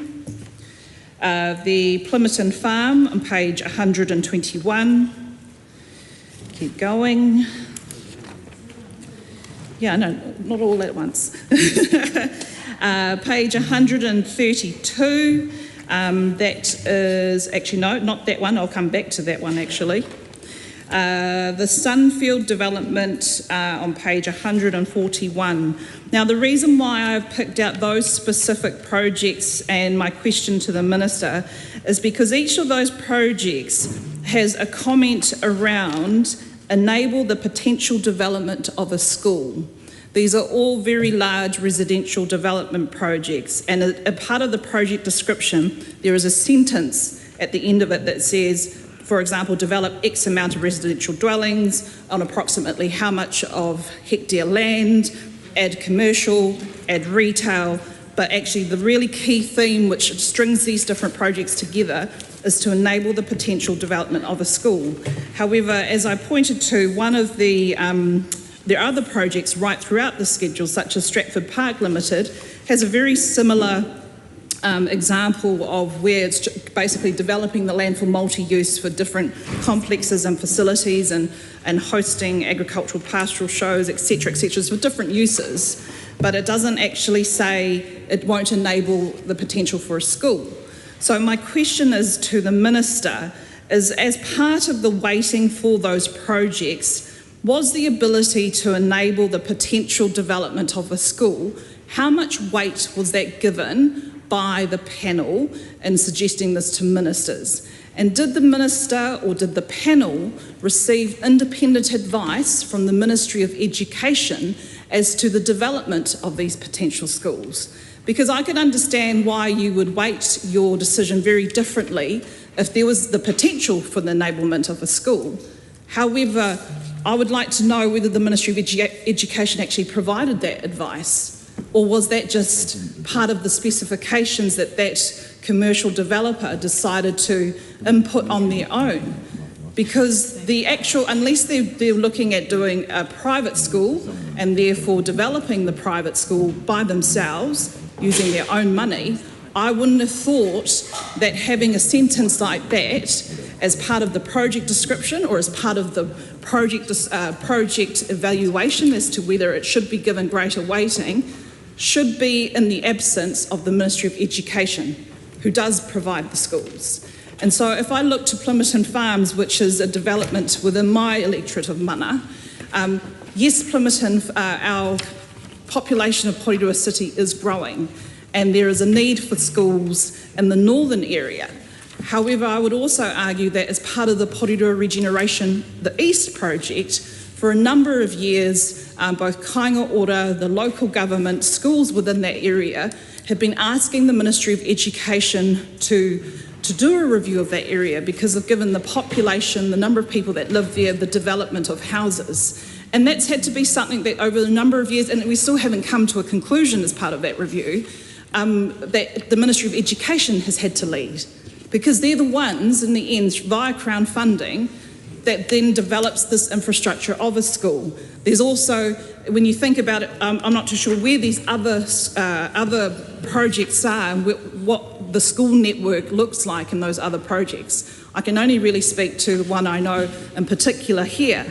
But for example, there was an Aotearoa development, which was a number of stages. I think it was like 19 stages. For a number of years there, the community has been asking for a school because the two closest schools are oversubscribed. And the Ministry of Education has basically been trying to put money into those two current local schools to build more buildings. So for me, it's a really important decision as to a development, but is it the developers who have the responsibility of weighting that? When they put that proposal through to the panel, how much does that actually weigh on that decision? Was there additional, Mr. Chair? We'll take it much more shortly, Mr. Chair. How much information was given by the ministry? Because it would be concerning to me if it's just, we have a potential for a school to be built here, but there was no actual official advice as to the wider network and the implications of the wider network, and therefore the implications onto Crown funding, because if there are going to be potentials for more schools to be built in the future, who's going to pay for that? If it's not the developer, I don't understand why that would be part of the consideration. So I would like the Minister to be able to provide a bit of elucidation around that, the weighting of it as part of the project assessment by the panel or the Minister himself, whether the Ministry of Education was included as part of this advice that they received around that particular weighting. Otherwise, I kind of can't understand why there is a distinction between some of these projects which have the ability or potential to enable schools, but a number of other projects that don't even mention it. So where did that come from? Who was advised or consulted as part of that? And were wider network implications, and therefore the Crown having to fund it if it's not the private developer themselves? Who is having to fund these? And I understand it's the potential to enable it, but surely there must be some advice that was given by officials or someone as to why they could put that in a project description, which is now in Schedule 2 of this particular bill going through the House. Honourable Dr. Deborah Russell. Thank you, Mr. Chair. I do just want to note a couple of things before I talk about the particular project I'm interested in. Was that the Speaker's ruling last night did give us the scope to discuss this bill in quite a bit of detail, particularly of that huge amendment paper that landed, and in particular all these projects which didn't go through a select committee process. So we're trying to replicate that process now with a bit of back and forth as to many of these projects. In fact, I hope we do have time to discuss all of them. And I note that the Minister did invite a little bit of information there as to whether the opposition agrees with some of the projects or not, and we'll get through that as we go through these projects. I want to draw the House's attention to a particular project. It's a Kiwi Rail project. It's on page 120, and it's the tracking from Westfield to Pukekohe.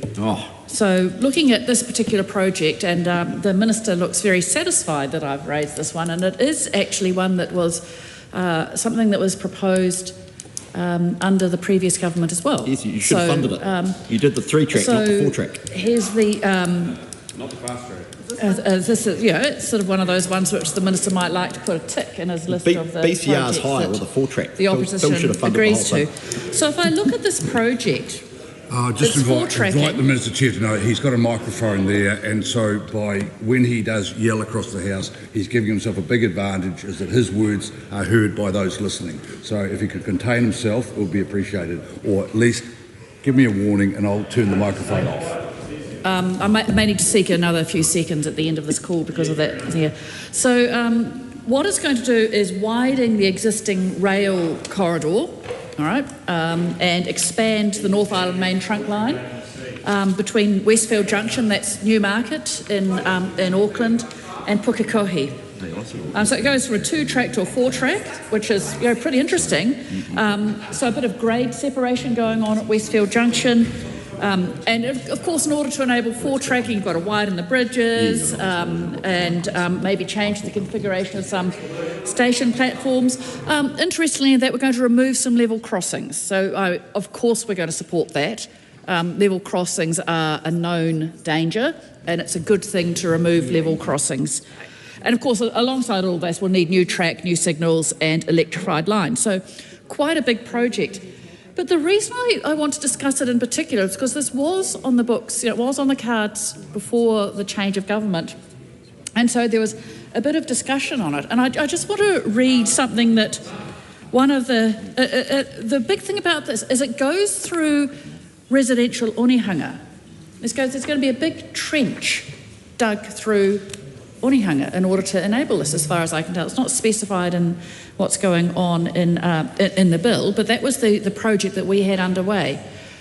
And one of the candidates for the seat of Maungakiekie said, I'm going to quote, so it was pushing, this heavy rail going through, this big rail corridor. Electorate said, I think I might cross the floor on that one, or certainly beg leave to differ.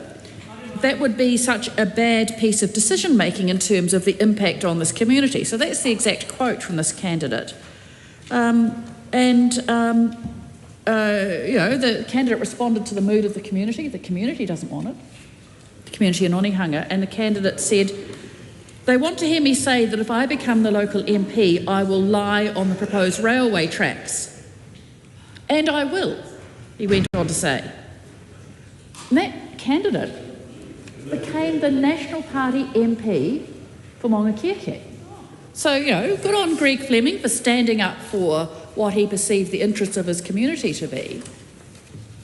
But now he's probably in a bit of a bind.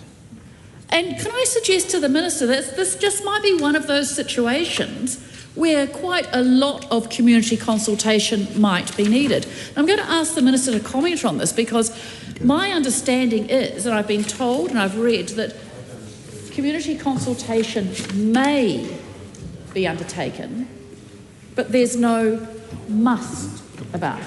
So the legislation enables consultation, but it doesn't require consultation. I guess, that's part of the point of the fast track.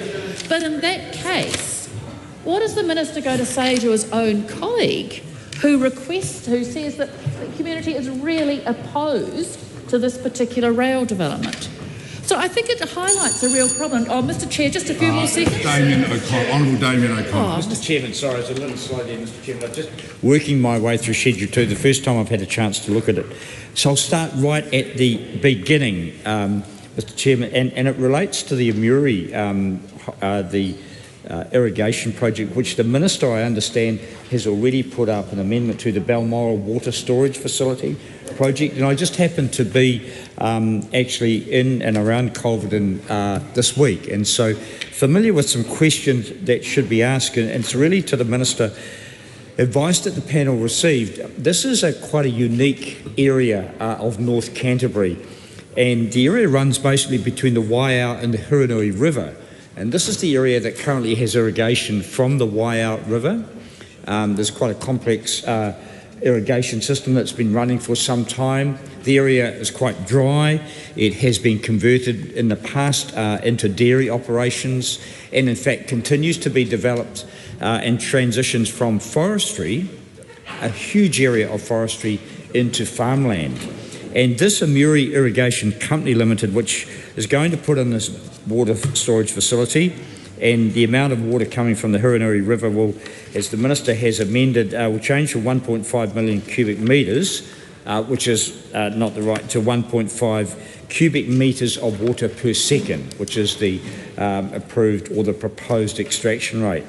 My questions to the Minister relate to the nitrate levels in the Hurunui Basin, or not in the Hurunui, in the Culverden Basin. It's quite a unique area, a geological area, and there are already increasing nitrate levels in that aquifer.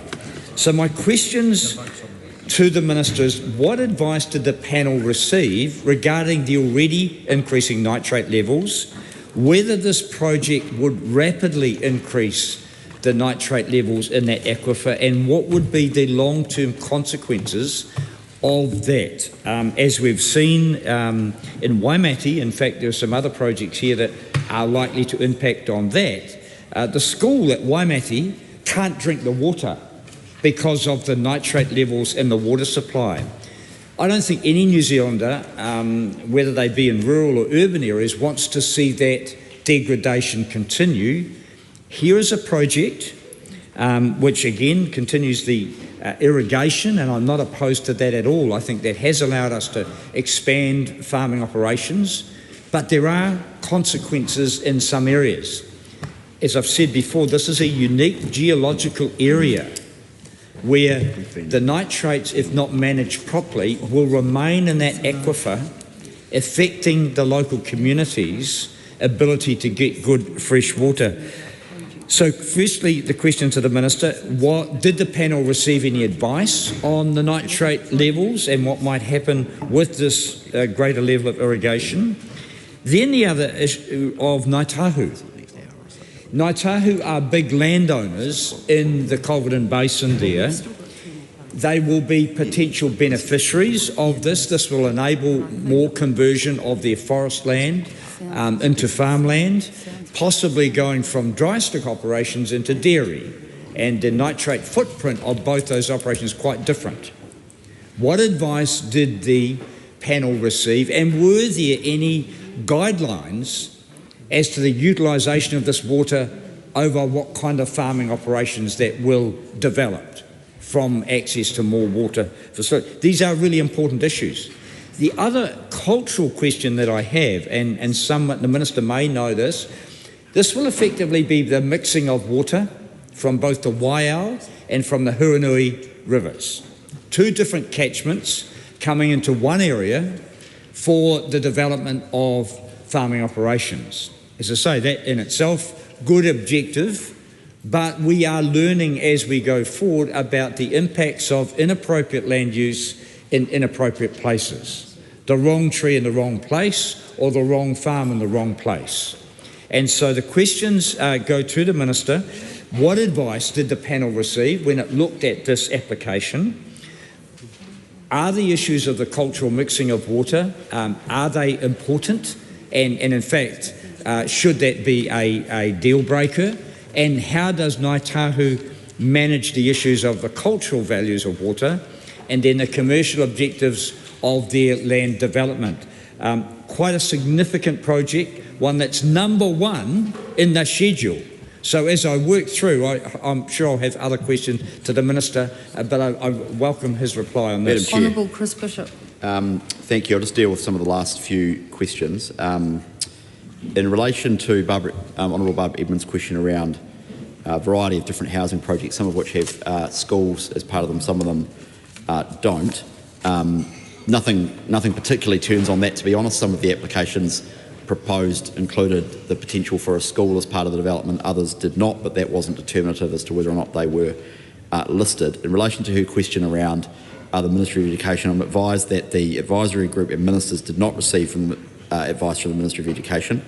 The wording reflects an option expressed by the applicant to work with the Ministry of Education to include a school in a development down the line. There may be the potential for a school, there may not be.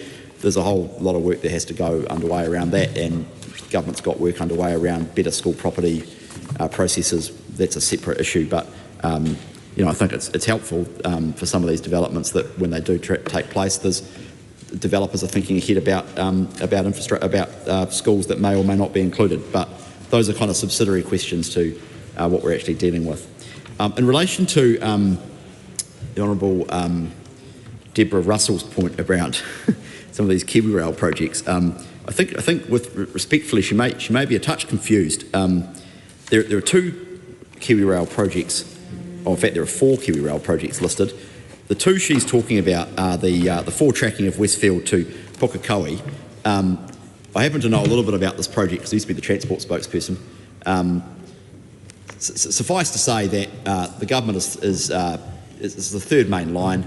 The last government funded it. They should have done the 4th main at the same time. The benefit-cost ratio of the 4th main is actually higher if you do them both at the same time. They didn't do that. It's quite an odd decision. So that is that. And this allows me to make a general point, which is consent is different from funding. So just because something might get consent or it might go through the expert panel does not mean it's funded. There's billions of dollars worth of projects here, and consent is not the same as funding. The point she was making about Avondale to Southdown is a wholly separate project across another part of Auckland. And she was sort of attempting to make a political point about a National Party MP. They're completely separate projects, by the way, but she seemed to think they were the same. In relation to Damien O'Connor's project point, I don't know what advice the panel received. That was a process run separately to ministers. Much of the issues that he talks about would be considered by an expert panel as it goes through the process, but I don't have visibility about what advice the advisory group who gave ministers' recommendations received.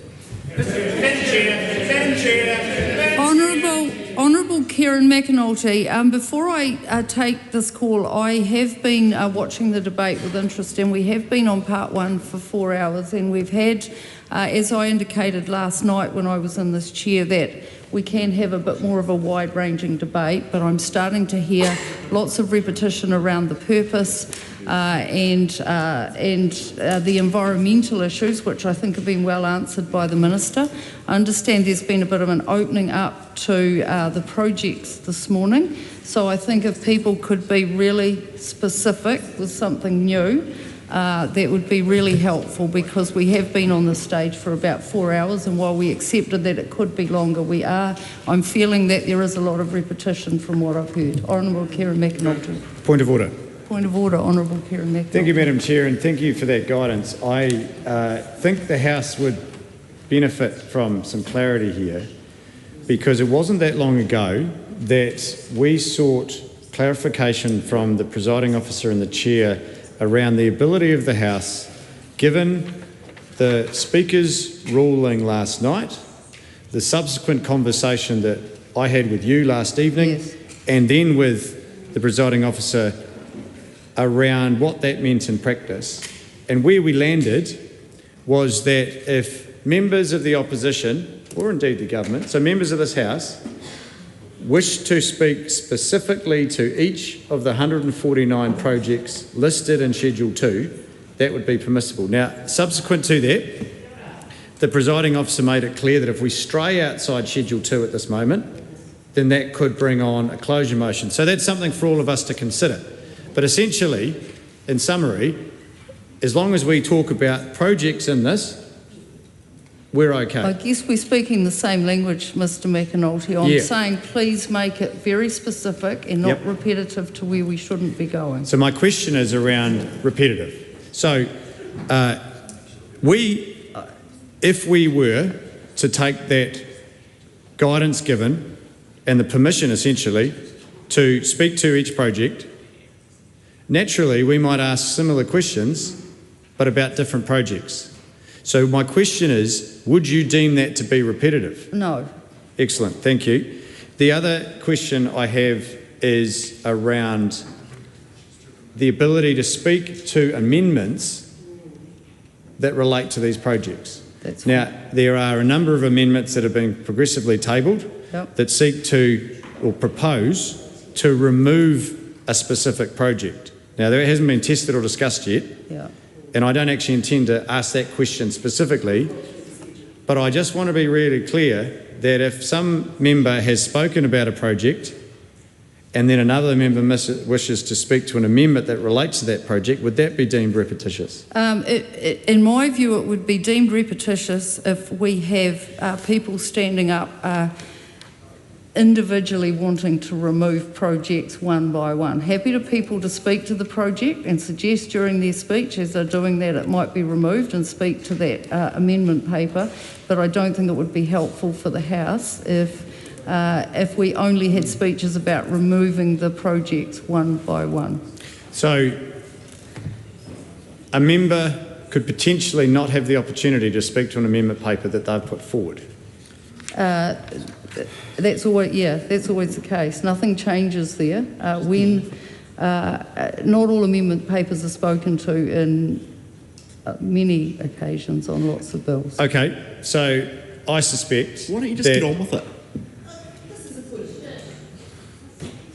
I suspect that we will see taking on that guidance. You see the way you behaved in the chair, Megan. Excuse me, Minister, I'm taking a point of order which I take in silence.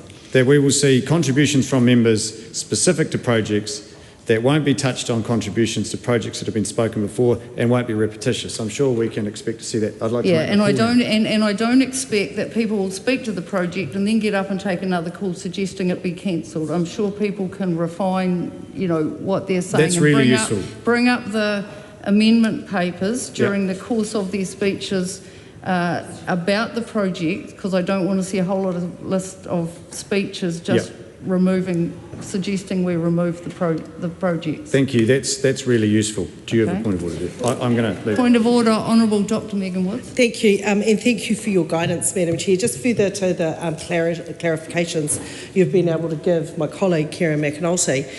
My question is, if there's a member who has taken a call, asked the Minister some questions and is seeking information before they decide they need to put in an amendment, because actually the decision about whether or not there does need to be amendment is dependent on the Minister's answer, whether in that instance they will then be able to speak to their amendment paper, because they won't know until the Minister has answered the questions that they're seeking in this committee of the whole stage. It's a fair question. We'll judge that one case by case. Thank you. Honourable Kieran McAnulty. Thank you very much, Madam Chair. So, the project I wish to speak to is listed on page 133, Schedule 2, Tararua Wind Power Limited. It relates for the area at the foothills of the Tararua Range, south of the Manawatu Gorge and north of the Pahiatua Track, 5.5 kilometres west of Woodville. Now, this is obviously in the Tararua district, where both sides of my family are from. And it's an area that I hold very dear. And it's appropriate that I speak to this project, Madam Chair, because I've spoken about this area before in the House in relation to proposed wind farms. And this specific area in particular. Now, there is already substantial wind farms in this area. And in fact, this project proposes to improve and expand in terms of the size of the turbines, those that already exist. But what it doesn't provide the House is the context.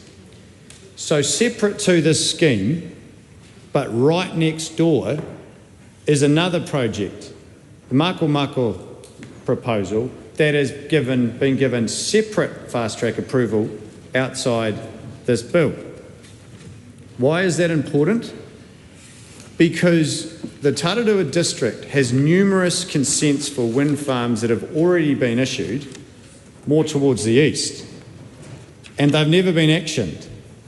But this bill is asking this Parliament to approve projects that subvert the normal process and override or prevent the public from having a say, whilst there are consents sitting there that haven't been used.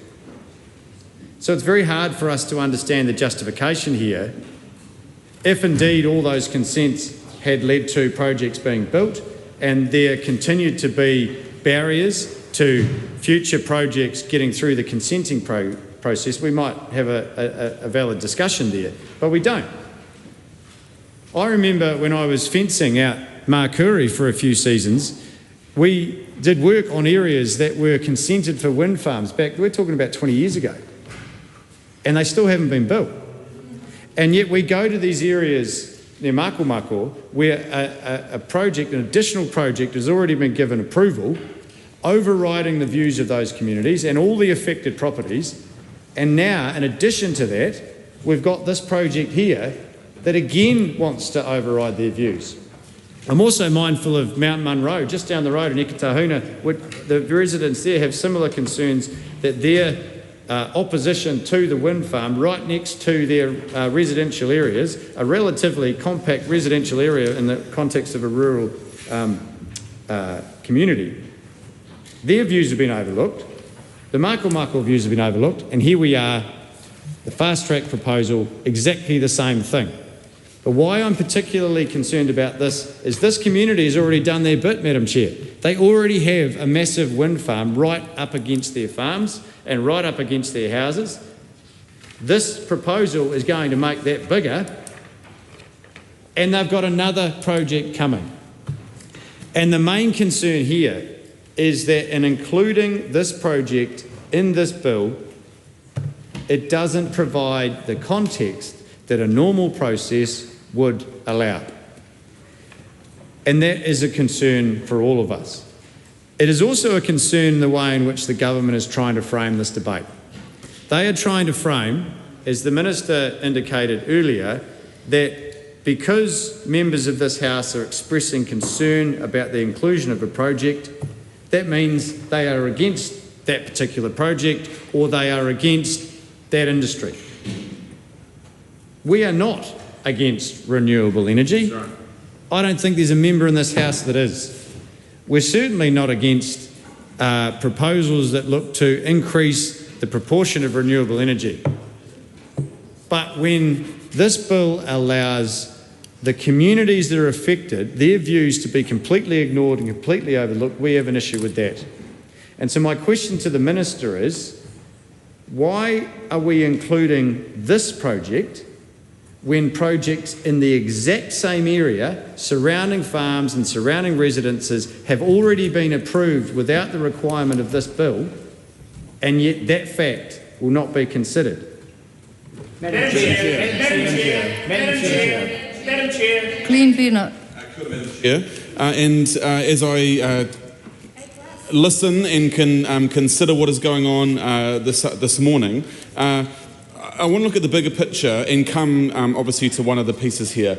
Because the challenge, Madam Chair, that I'm seeing is there are some projects, and I'll allude to one of them very shortly, is that there is some community controversy, or there are issues in terms of the projects that have been declined, or there are issues in terms of community. And the Minister has spoken several times today, and my colleague just now spoke about the fact that this side of the House isn't opposed to all of these projects. But there are some that we need to take into real consideration. And the Minister spoke to us about NIMBYism and the fact that, we kind of don't want progress to happen. But actually it's about the protection of our communities and the protection of people who these projects are on their doorsteps. Not NIMBYism, but getting it right, because this is for generations and generations to come. Now, the project I want to speak on is on page 122. And it's the Maya Properties Limited in New Plymouth. Now, again, in looking at this project, 119 potential allotments for residential development, including stormwater infrastructure.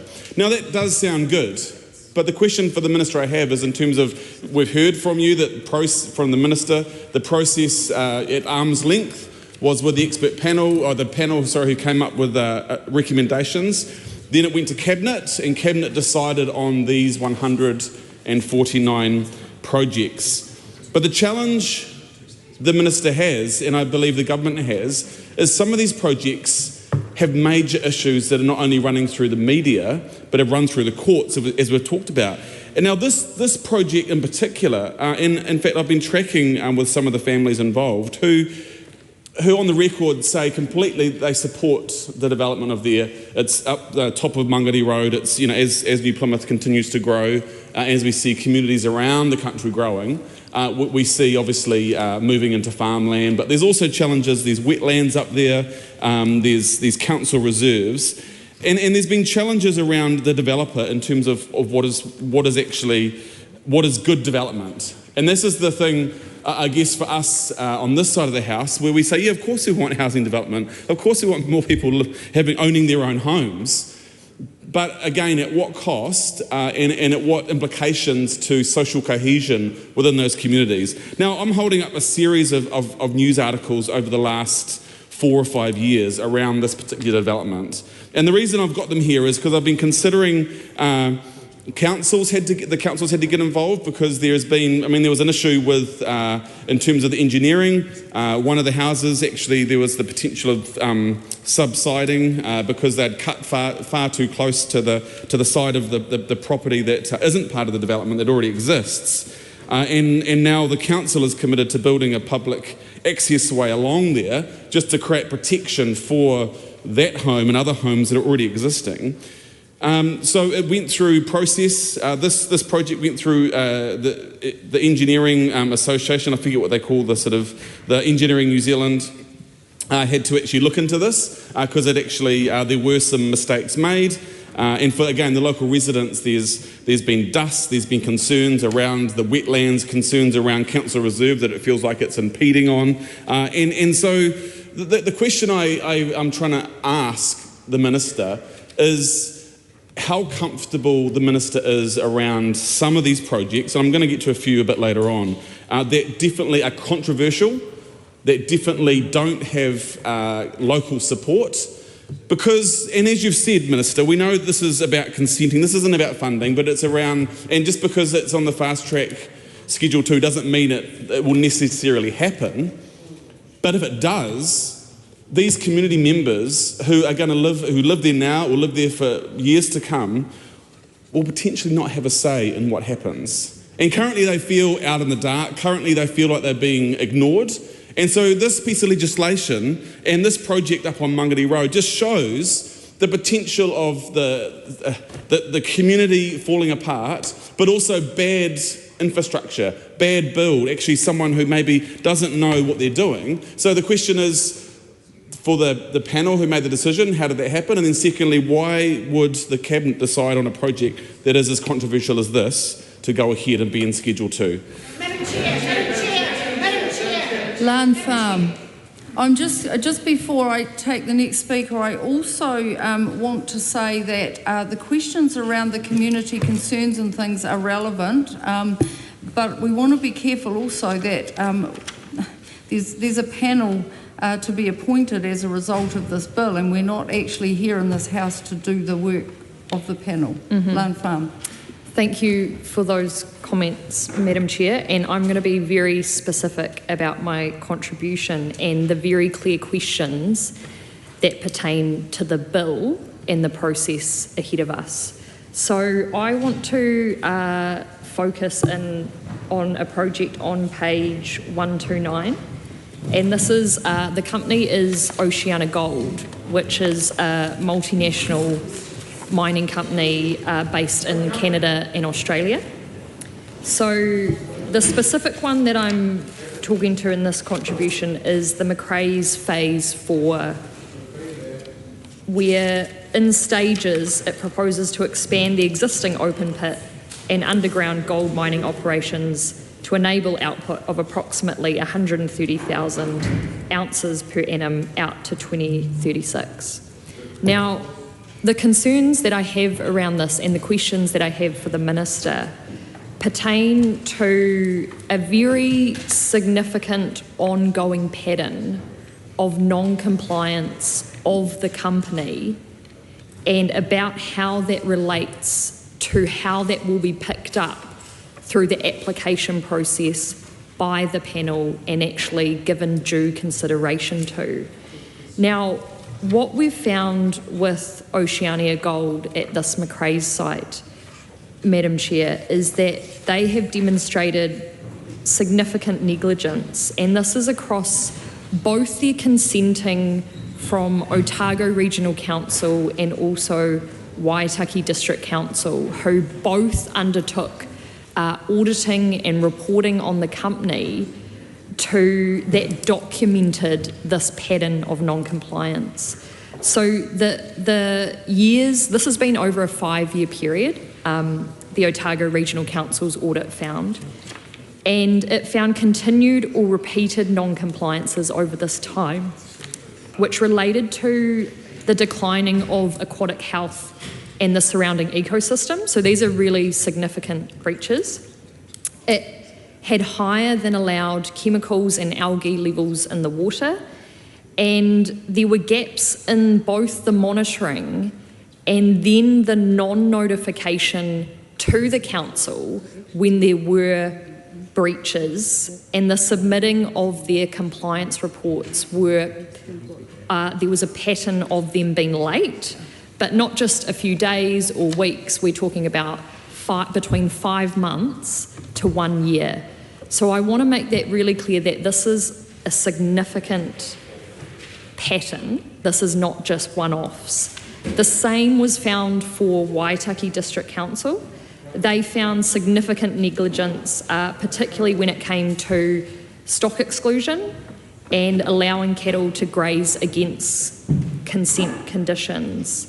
Now, a number of these breaches were actually in relation to QE2 covenants, and there were certain conditions that actually asked or made clear that Oceania Gold would actually have to create lizard habitat, for example, but then the stock issues actually destroyed their own lizard habitat creation, and fencing activity was compromised due to a continued failure to exclude stock.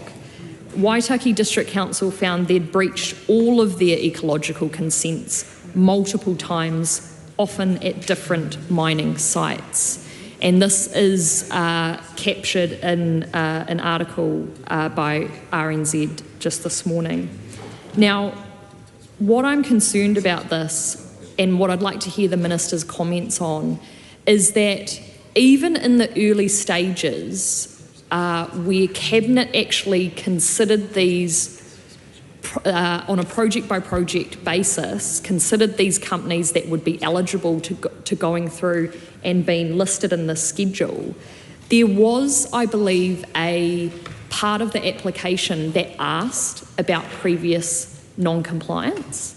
And so I'm interested whether the Minister is aware whether this kind of non-compliance was first and foremost present in these applications, which have now gone through into the schedule.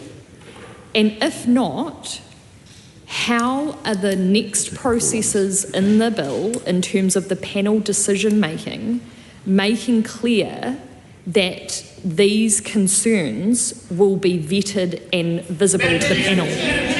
Honourable Chris Bishop. Just very briefly deal with three of the last contributions. Firstly, in relation to Mr McAnulty's point about the Aotearoa, which is a haven of wind power. He seems surprised by that because the wind's good. So that's why everyone wants to build wind farms in the Aotearoa.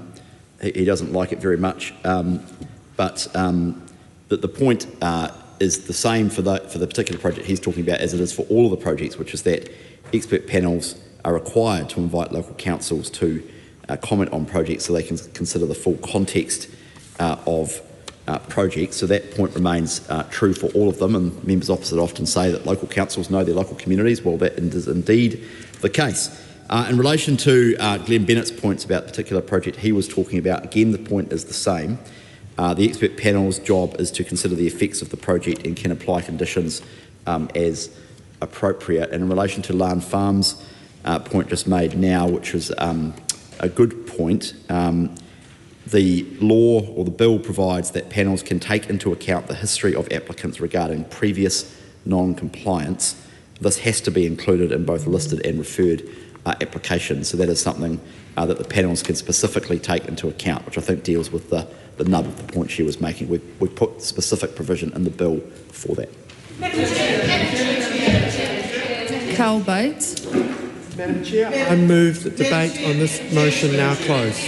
I'm going to take a call now from the Honourable Dr Megan Woods, but I've just been through a process of having a discussion, and part 2 is related to the process, and I think we're now heavily straying into part 2, so I'm going to take a call from Honourable Dr Megan Woods and then assess the situation. Thank you. Thank you, Madam Chair. And I specifically want to address my comments and questions to the Minister and the Chair around the Mid-Canterbury Water Storage Limited Klondike Storage Project, which is listed on page 123 of the schedule. Madam Chair, this proposal is to construct storage for up to approximately 53 million cubic metres of water for irrigation mitigation to improve the reliability of existing MHV Water Limited and Ashburton Lyndhurst Irrigation Limited community irrigation schemes, including realigning parts of the Rangitata diversion race to facilitate the diversion and take of water into storage.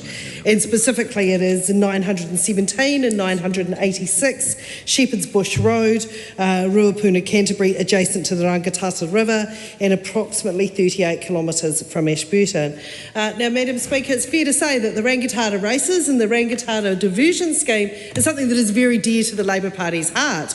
Of course, it was built between 1937 and 1944 and was very much part of the first Labour government's mission around regional economic development. So this is a scheme in which is part of our proud history of how it is we have supported rural communities in New Zealand. It is worth, before asking my questions, also putting on the table that we're not opposed for past-track schemes.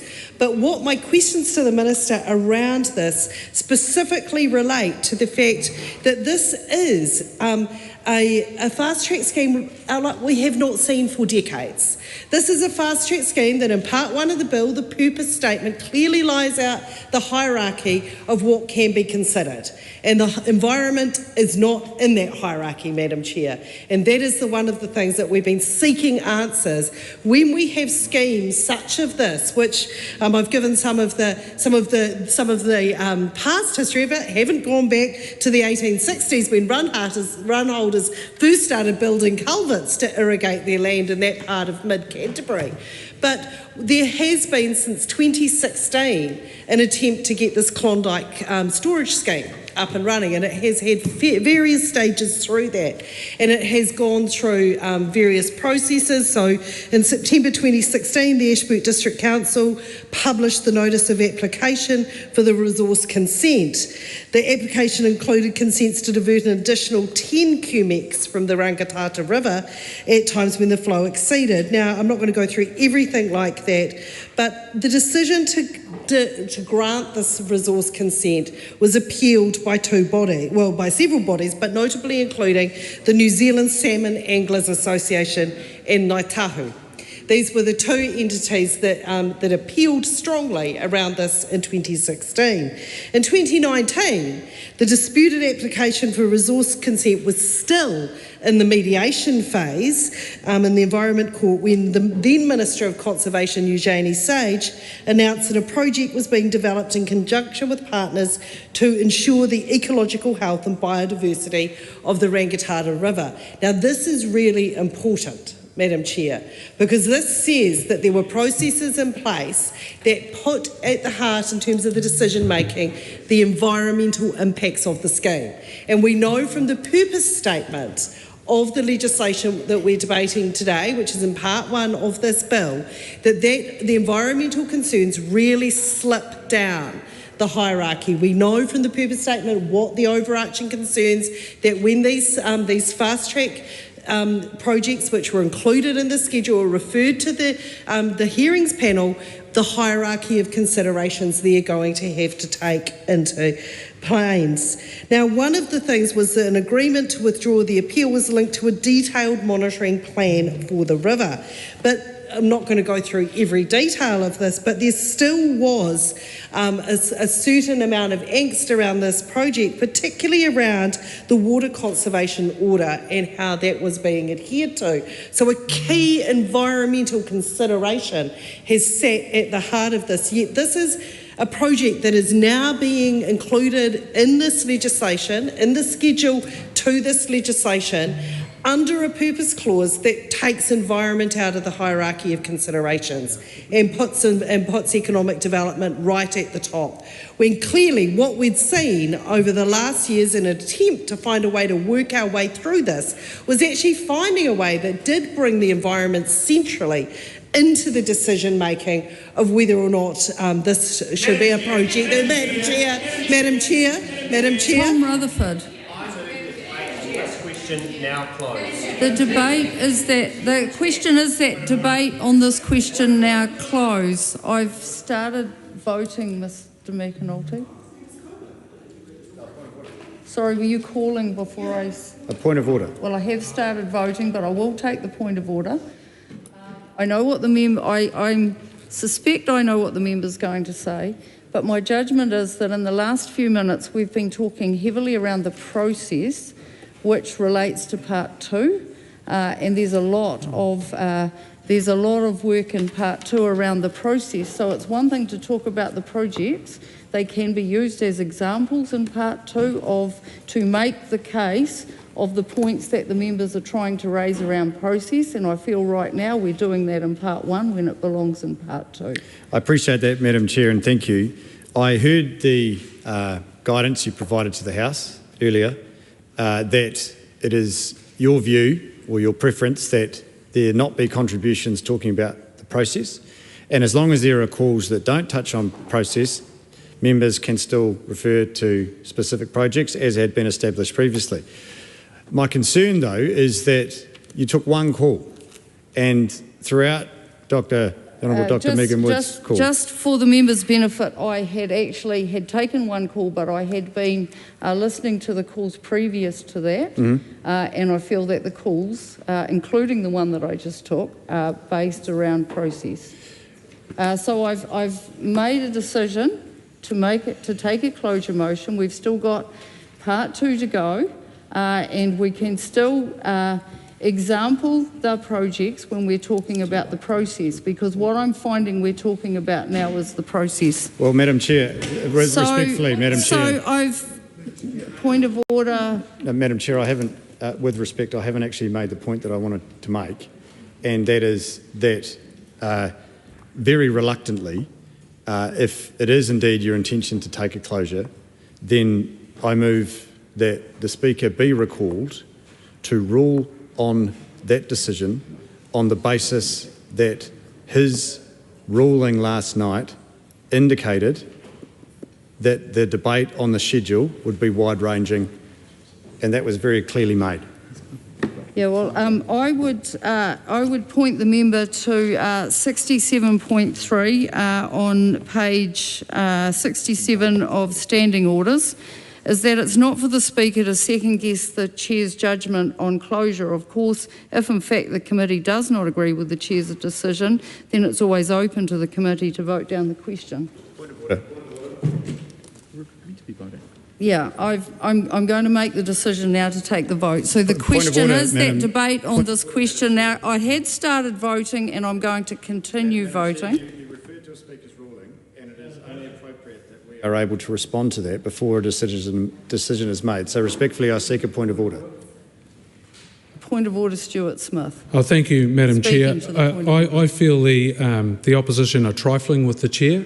It is your decision, as you quite rightly pointed out, and they're attempting to obfuscate you and not allow you to carry out your duty. Well, I'm actually going to start the vote now. The question is that debate on this question now close. All those in favour say aye. Aye. To the contrary, no. No. The ayes have it. A party vote has been called for. Please, Clerk, conduct a party vote. New Zealand National. 49 votes in favour. New Zealand Labour. 34 votes opposed. Green Party of Aotearoa, New Zealand. 15 votes opposed. ACT New Zealand. 11 votes in favour. New Zealand First. 8 votes in favour. Te Pāti Māori. 6 votes opposed.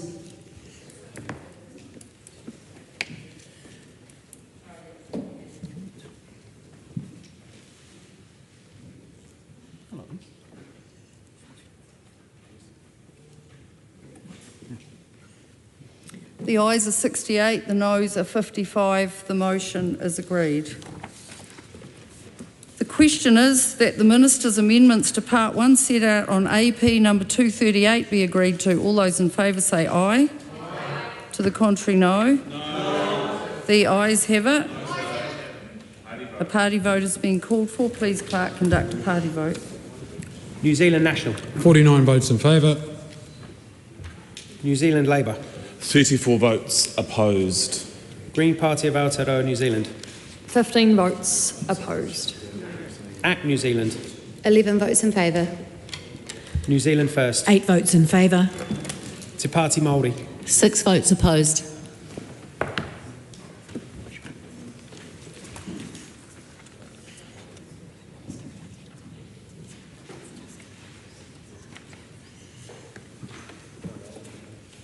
The ayes are 68, the noes are 55. The motion is agreed. The question... Yes? Oh, sorry, I've just a moment.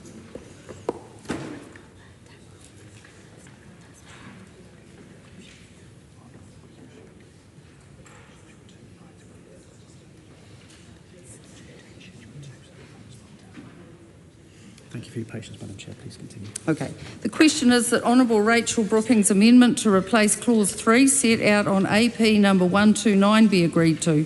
All those in favour say aye. Aye. To the contrary, no. No. The noes have it. The noes have it. A party vote has been called for. Would the clerk please conduct a party vote? New Zealand National. 49 votes opposed. New Zealand Labour. 34 votes in favour. Green Party of Aotearoa, New Zealand. 15 votes in favour. ACT New Zealand.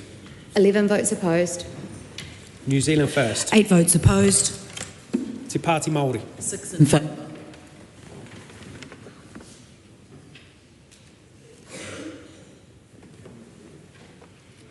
The ayes are 55, the noes are 68. The motion is not agreed. The question is that Scott Willis's amendment to clause 3 set out on AP number 146 be agreed to. All those in favour say aye. Aye. To the contrary, no. No. The noes have it.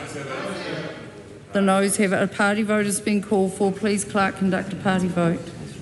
New Zealand Labour. Apologies. New Zealand National. My apologies, Mr Smith. 49 votes opposed. New Zealand Labour. 34 votes in favour. Green Party of Aotearoa, New Zealand. 15 votes in favour. ACT New Zealand. 11 votes opposed. New Zealand First. 8 opposed. Te Pāti Māori. 6 in favour.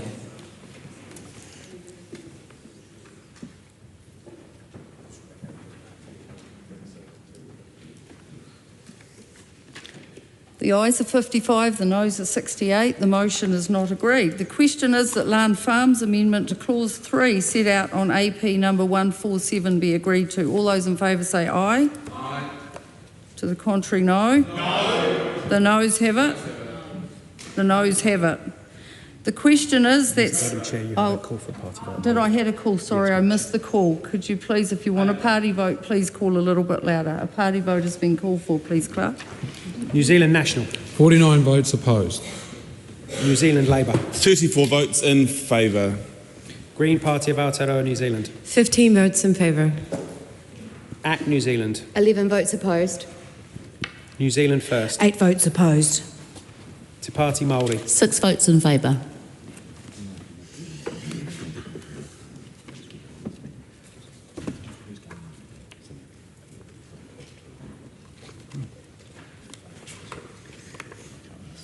The ayes are 55, the noes are 68. The motion is not agreed. The question is that Steve Abel's amendment to clause 3 set out on AP number 148 be agreed to. All those in favour say aye. Aye. To the contrary, no. No. The noes have it.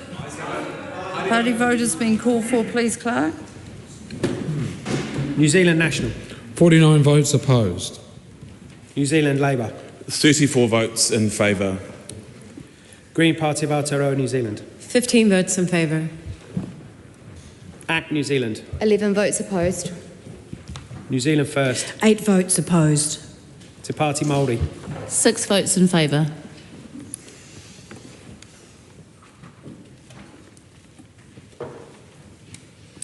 The ayes are 55, the noes are 68. The motion is not agreed. The question is that Steve Abel's amendment to clause 3 set out on AP number 149 be agreed to. All those in favour say aye. Aye. To the contrary, no. No. The noes have it. A party vote has been called for, please, clerk. New Zealand National. 49 votes opposed. New Zealand Labour. 34 votes in favour. Green Party of Aotearoa, New Zealand. 15 votes in favour. ACT New Zealand. 11 votes opposed. New Zealand First. 8 votes opposed. Te Te Pāti Māori. 6 votes in favour.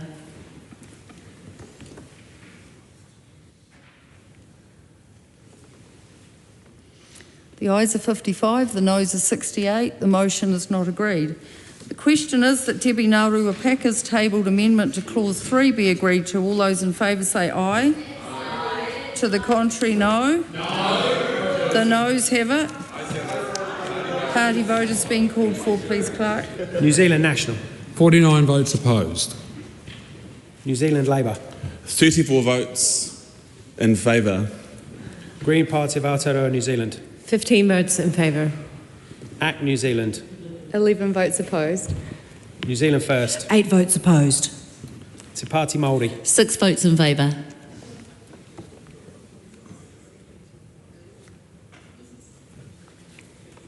The ayes are 55, the noes are 68. The motion is not agreed. The question is that Honourable Pene Henare's amendment to insert new clause 3A set out on AP number 130 be agreed to. All those in favour say aye. Aye. To the contrary, no. No. The noes have it. Party vote is being called for, please, Clerk. New Zealand National. 49 votes opposed. New Zealand Labour. 34 votes in favour. Green Party of Aotearoa New Zealand. 15 votes in favour. ACT New Zealand. 11 votes opposed. New Zealand First. 8 votes opposed. Te Pāti Māori. 6 votes in favour.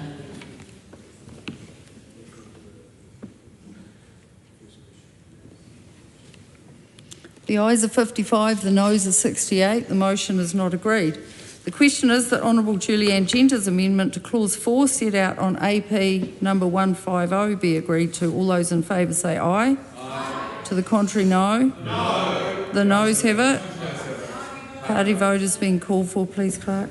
New Zealand National. 49 votes opposed. New Zealand Labour. 34 votes in favour.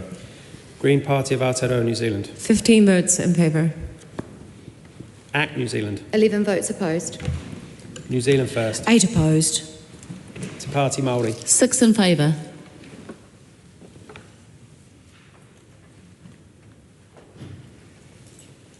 The ayes are 55, the noes are 68. The motion is not agreed. The question is that Glenn Bennett's amendments to clause 4A set out on AP number 141 be agreed to. All those in favour say aye. Aye. To the contrary, no. No. The noes have it. A party vote is being called for, please, Clerk. New Zealand National. 49 votes opposed. New Zealand Labour. 34 votes in favour. Green Party of Aotearoa New Zealand. 15 votes in favour.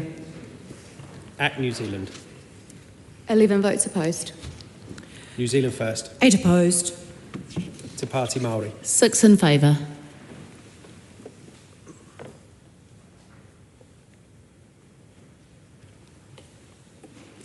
The ayes are 55, the noes are 68. The motion is not agreed. The question is that Larne Farms amendment to clause 4A set out on AP number 151 be agreed to.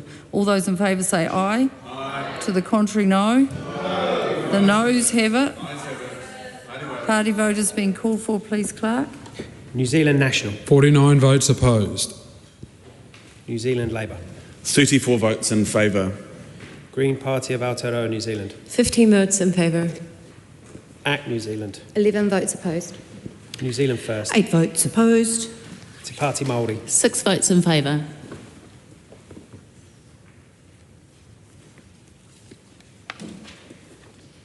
The ayes are 55, the noes are 68. The motion is not agreed.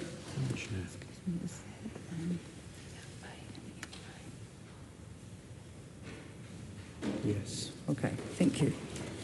The question is that Debbie Ngārua Paka's tabled amendments to clause 4A to insert new paragraphs L, A and MA be agreed to. All those in favour say aye. Aye. To the contrary, no. No. The noes have it. Party vote has been called for, please, Clerk. New Zealand National. 49 votes opposed. New Zealand Labour. 34 votes in favour. Green Party of Aotearoa New Zealand. 15 votes in favour. ACT New Zealand. 11 votes opposed. New Zealand First. 8 votes opposed. Te Pāti Māori. 6 votes in favour.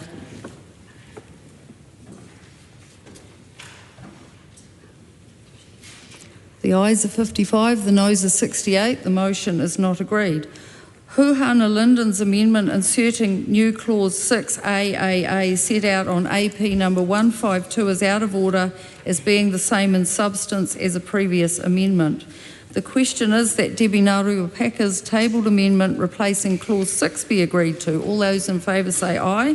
Aye. To the contrary, no. No. The noes have it. Party vote has been called for, please, Clerk. New Zealand National. 49 votes opposed. New Zealand Labour. 34 votes in favour. Green Party of Aotearoa, New Zealand. 15 votes in favour. ACT New Zealand. 11 votes opposed. New Zealand First. 8 votes opposed. Te Pāti Māori. 6 in favour.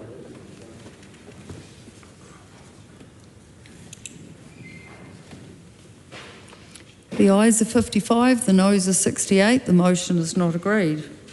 The question is that Debbie Ngaruapaka's tabled amendment to clause 6 to replace subclause 3 and insert new subclause 4 be agreed to. All those in favour say aye. Aye. To the contrary, no. No. The noes have it. Party vote has been called for, please, Clerk. New Zealand National. 49 votes opposed. New Zealand Labour. 34 votes in favour. Green Party of Aotearoa, New Zealand. 15 votes in favour. ACT New Zealand. 11 votes opposed. New Zealand First. 8 votes opposed. Te Pāti Māori. 6 in favour.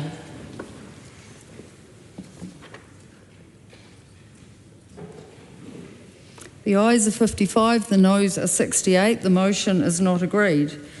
Debbie Ngaruapaka's tabled amendment to clause 8 to include a reference to the Crown's obligation under Te Tiriti o Waitangi is out of order as not being in the correct form of legislation.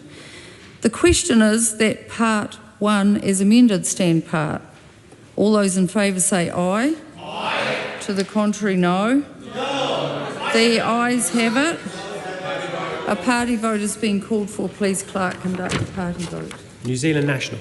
49 votes in favour. New Zealand Labour. 34 votes opposed. Green Party of Aotearoa, New Zealand. 15 votes opposed. ACT New Zealand. 11 votes in favour. New Zealand First. 8 votes in favour. Te Pāti Māori. 6 opposed.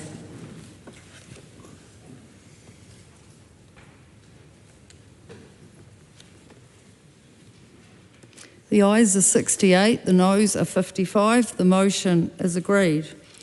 We now come to the debate on Part 2. Part 2 is the debate on clauses 14 to 33, fast track approvals process, and schedules 3 and 4 to 13. The question is that Part 2 stand part. Madam Chair, point of order over here from Honourable Kieran McEnulty. Thank you, Madam Chair. I've no desire to dispute your ruling previously. However, we are in a situation, given the Speaker's ruling last night and the unprecedented nature of it, that I think it's reasonable to say that some clarity is required. So, my understanding is that Schedule 2 can still be debated in Part 2. Is that correct? Reference to the projects in terms of process. Yes. Schedule 2 not in itself, but, yes. But the projects can be referred to clarify what the members are asking around process. Thank you. That's important, and that's how I read it, but okay. For the sake of everybody's awareness, I thought it was best that we set that out from the get-go. Right. So members can still go through project by project, but it's your expectation that the calls are focused on the process around those projects. It's my expectation that this is around process, but the projects can be used for examples to clarify the questions. So, is that clear? You're looking. I'm not sure that it.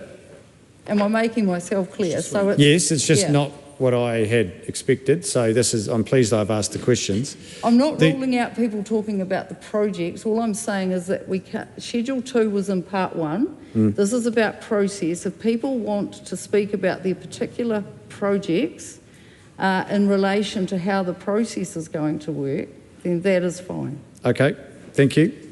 Madam Dr. Lawrence, Dr. Lawrence Junani is speaking to the point of order. Yes, speaking to the point of order. Just want further clarification from you, Madam Chair. Able to also, for example, because we are using examples from different projects, we're able to refer to the same clause within Part 2 in order to receive some enlightenment from the Minister around the process for those specific projects. That would be really helpful if people did refer to the clauses, because then it makes much clearer for the Minister in terms of what the questions that the members are asking. But we can refer to the same clause or the same sub-clause, but depending on the project that we are using as an example. As long as you're using the clauses in Part 2 and the projects to, I guess, quantify what you're asking. Sounds great. Thank you, Madam Chair. Right, thank you. Point of order. Haruna Williams. Thank you, Madam Chair. I raise a point of order. I seek leave to give a 5-minute call on Part 1 in relation to Winton Sunfield. Leave is sought for that purpose. Is there agreement on that? There's disagreement? No, there is objection. There is objection. Madam Chair. Honourable Rachel Brooking. Thank you, Madam Chair. Right, as we're moving on to Part 2, I want to note at the outset that this includes many schedules that are very important in terms of process, and of course Schedule 2 does link to Part 2 as well, as we've just been discussing. Whilst other members may want to talk more about the Schedule 2 projects and how they relate to this process which involves a lot of mays and not very many musts. And I'm going to talk quite a lot about the difference between mays and musts as we go through this, because fundamentally there are not any of the requirements or protections for the environment or for community participation or for treaty considerations in this bill and the requirements in terms of the process. But I'm going to start right at the start, Madam Chair, and I will try and move through. I cannot speak for what other people will do, but that is my plan. And we have a number of amendments, some of which have been tabled early last month. So these should not come as a surprise to members at all. But before I go to the first one on Clause 14, I would note that the Minister's Joint Amendment Paper 238 includes a new 14AA, consultation requirements for referral application. And the short question on that, and also 14AAB, notice of request to grant right of access for proposed access arrangements, as if they have come from somewhere else in the bill and it's just a move around, or if they are new, and if that could be pointed out to us. There's not the little numbers that sometimes there are in these documents with the comparison. So there is at Clause 9. So why are they there is the basic question. But whilst the Minister considers that, we move on to 14. There are a couple of amendments that Labour's had on Clause 14, and this is referral application. So different for, this is not for the projects that are already included in the Schedule 2, those 149 projects. This is for other projects that might want to be referred. So it's an important process issue of how you go about being referred. And we have an amendment in Honourable Kieran McNulty's name that's after Clause 14.3, which is the information to be included in the referral application is as follows, and there's a wide range of projects of information required, is to add at the end of that list, so it would have been Romans 9 and 10, neighbours and relevant public interest groups. And so I'm wondering if the Minister will consider these changes, because the list of groups to be considered there are very narrow. Persons affected include relevant local authorities, some iwi authorities, treaty settlement entities, customary rights groups, Ngāti Porou, marine and coastal area, persons with a registered interest in the land that may need to be acquired under the Public Works Act. So what is not included in that list is neighbours, and we heard before in a contribution from Honourable David Parker some concerns by a chap Hayden, his surname escapes me, who has a wedding venue near a large proposed gold mine. And he is not an adjoining neighbour, and so I was concerned that he will not be able to participate. I mean, that's slightly different because it is that process is already referred, but it's that type of situation where neighbours should be included and relevant public interest groups. We have a further amendment on this clause as well that I'll quickly move to. And that is in the name of Glenn Bennett, number 141, and that is to delete paragraph EA and UA. So that is a statement of any activities involved in the project that are prohibited activities under the Resource Management Act. And that is, of course, because we consider that prohibited activities should not be included in this bill. And we've discussed that again, but again, I advocate for a change in this. Madam Chair, just so very quickly, wrapping up on the start to part 2, what are those new clauses before 14 about? And will the Minister consider opening up the referral application information to neighbours and other interested parties? Thank you. Madam Chair. Glenn Bennett. My question is a continuation of what my colleague has just been talking about in part 2, 14 AAA. It's not repetition because she alluded to the section but did not actually delve specifically into the content. And it is around consultation.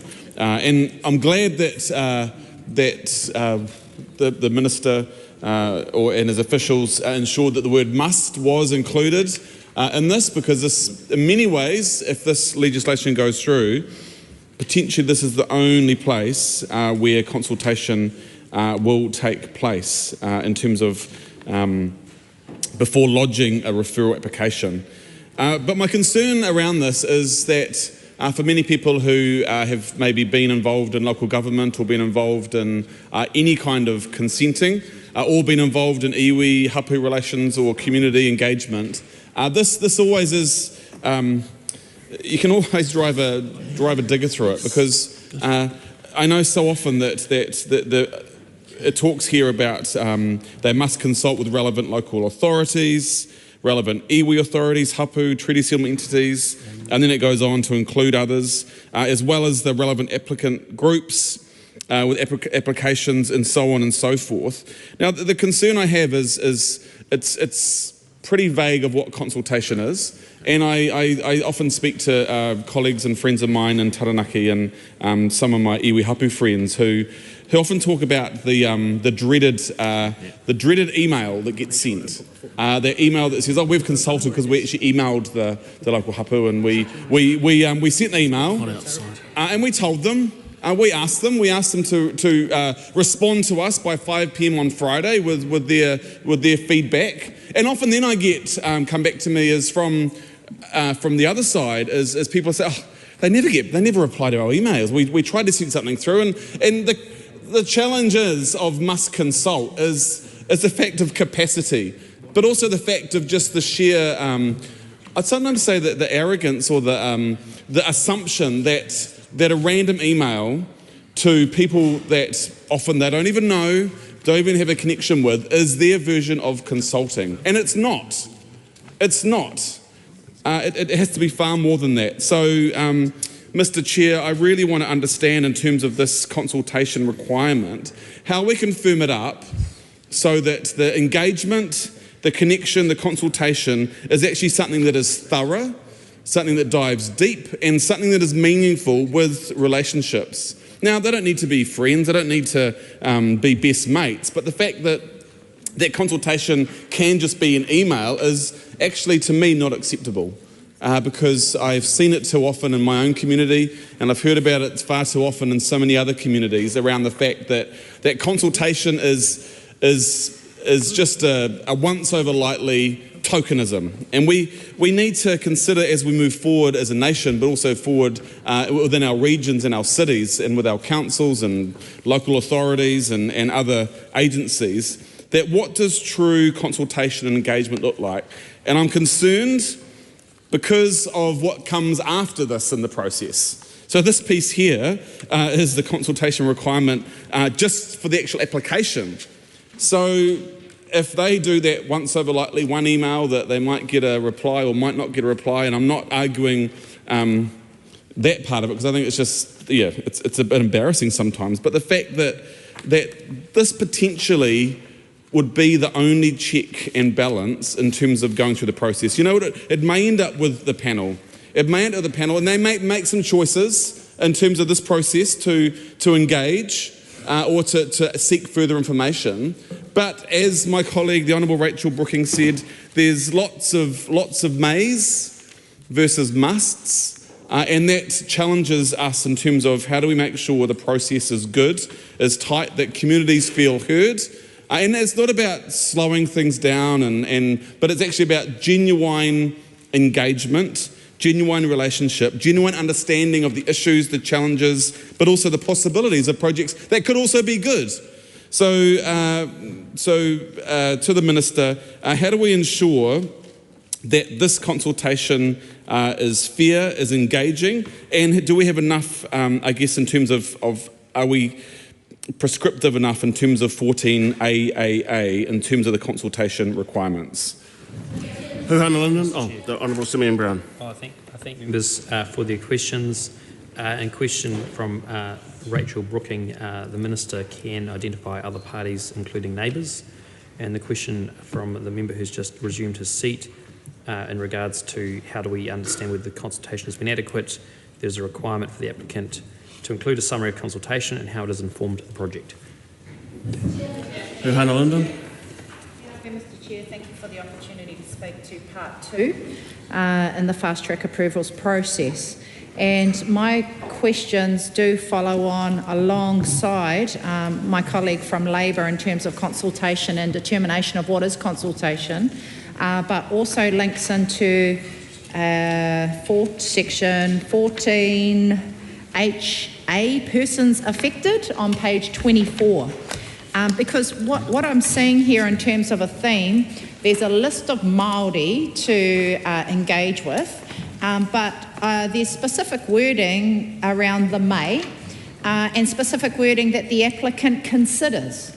So is it the intention of this government to say that the applicant determines who the Māori is, that the applicant will determine who's going to be the local Māori? Because it's pretty tricky, While we've got a list of iwi authorities, those who have done a treaty settlement, you might have a mana whakahonoa-arohe agreement. You're probably going back to the High Court again for MACA because the CMT threshold is so high now. Very few of us have got any of that. But a lot do not have organised authorities or charitable trusts who represent their hapu groupings. Some organise themselves through marae as well. And if the applicant is the one to consider who is the best Maori to engage with, I'm a bit worried about that, because that's where you fall into the trick of tick box exercise and favouring who is the best Maori of the time. And I am cynical in that, because I have experienced that myself in hapu and iwi land, whereby you pick and choose who the relevant Māori is that you engage, but it should be a blanket approach. It should be all-inclusive, because we have layers of interest in this space. We have layers of whakapapa and we have layers of connection. So moving over to a project that, a couple of projects actually, I'd like to speak to within my own tribe, here being the project from McCallum Brothers for Bream Bay sand extraction, and we've heard about that a little bit earlier. And that's in south of Whangarei, but also the Northport expansion, which was also listed here. And I know that it's been spoken to a lot by members of the coalition government around how it's a national significant project. Now, in terms of the process, really wanting to understand the intention. This is an intention, kōrero, because I think from the amendments I've seen, there is a desire to try and improve the space. We have heard from the Minister that there will be a Māori on the panel. There's apparently going to be a Māori, and that impacted whenua Māori landowners also will get a say. That assumes that there is whenua Māori there. Now, if I can speak specifically to South Whangarei, aka Ruakaka, Bream Bay, the tribes of that area only have a tiny little land parcels. I would say less than 2% whenua Māori. So for the adjacent whenua Māori, there's very little at Bream Bay. We claim Popo whenua, so Popo whenua is under claim. And that's of particular contention and with the Northport expansion proposal. But the McCallum brothers themselves over there on that side, whenua Māori will not get a say because there is none on that side of town. But further, with the Maka Takutai Moana implications, and noting earlier in the legislation, and it's only a brief mention, Part 1, 4A, it talks about how if you do receive Maka Takutai Moana customary marine title, you can decline or you can approve activity.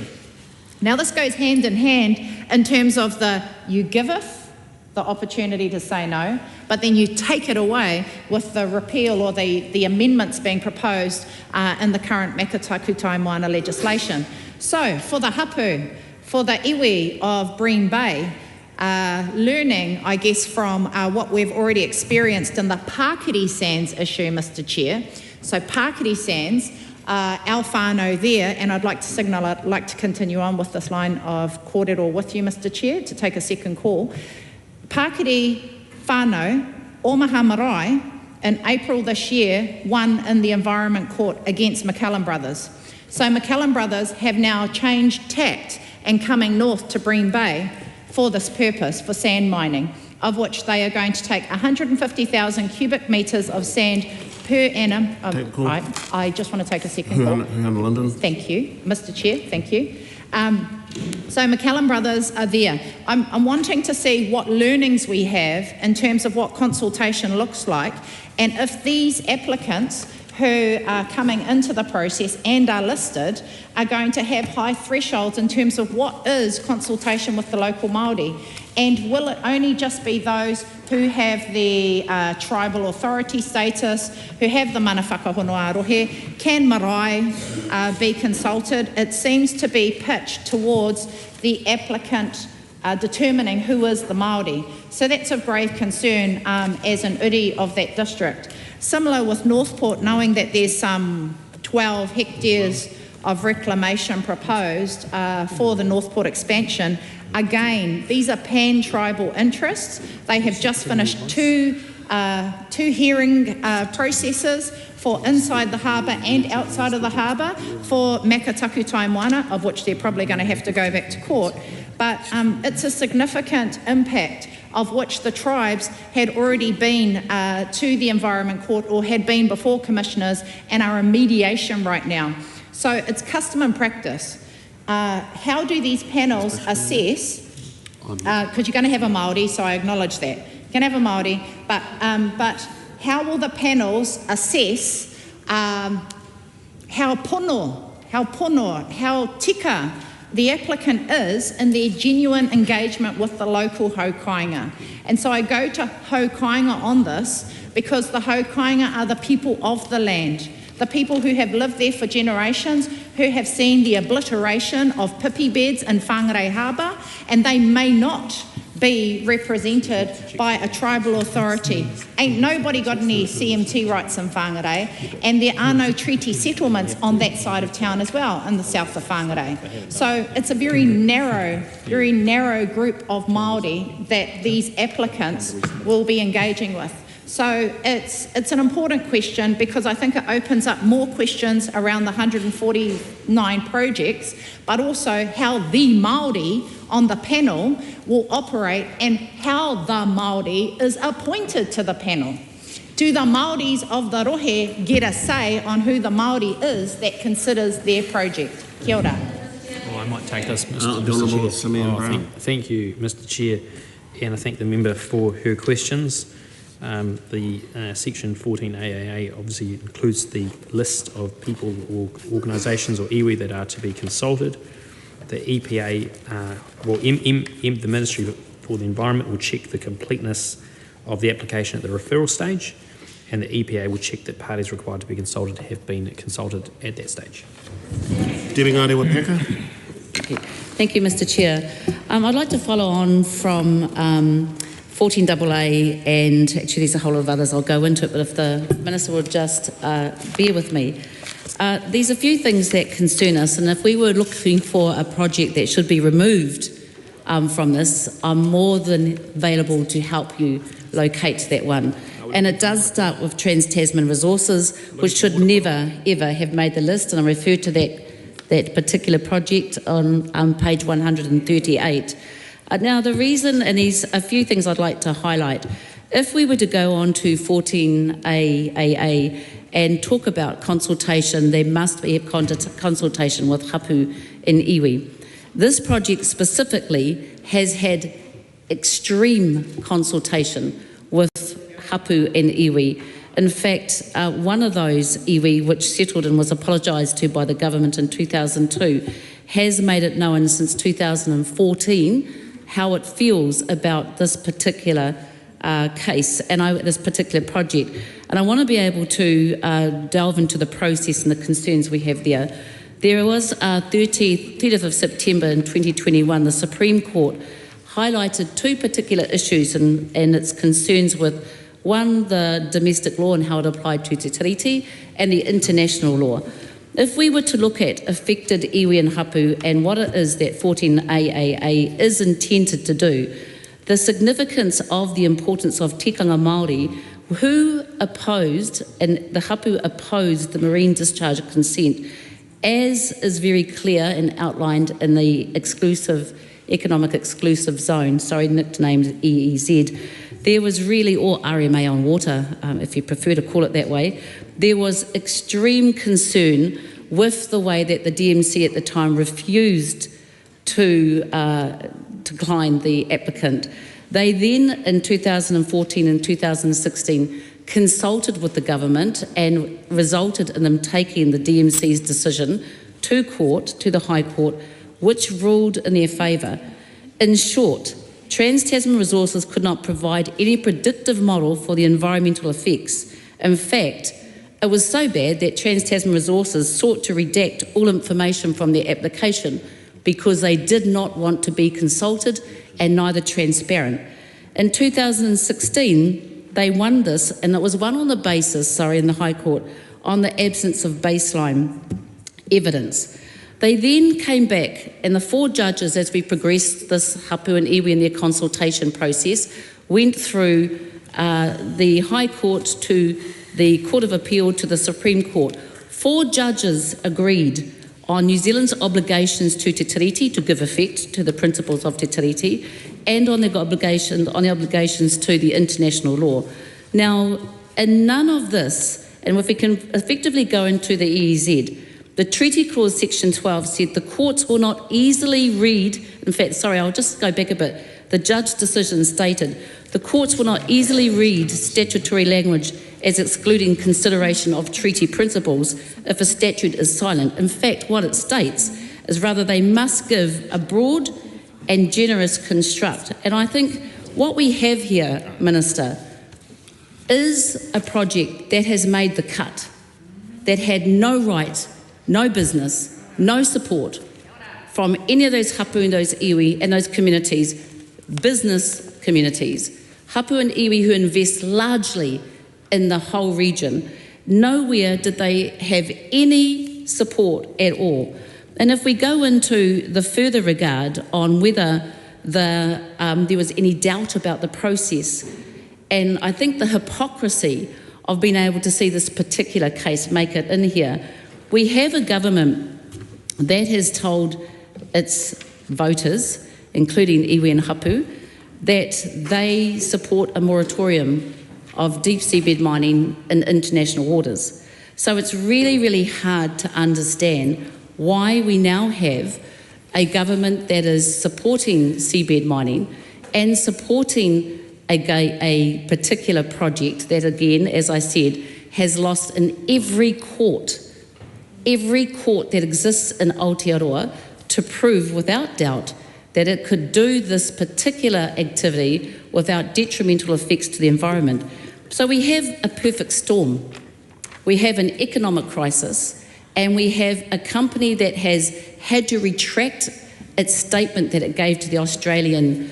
if I can carry on, please, Mr Chair. If I can carry on, please, Mr Chair. Mr Chair, appreciate the opportunity to take a brief call. Much of what the member is discussing is in regards to whether or not a particular project should be on the list in Schedule 2 or not. That has already been determined as part of Part 1 of the bill. This clause we're now, with this part dealing with here in the consultation, is in relation to how a project is referred.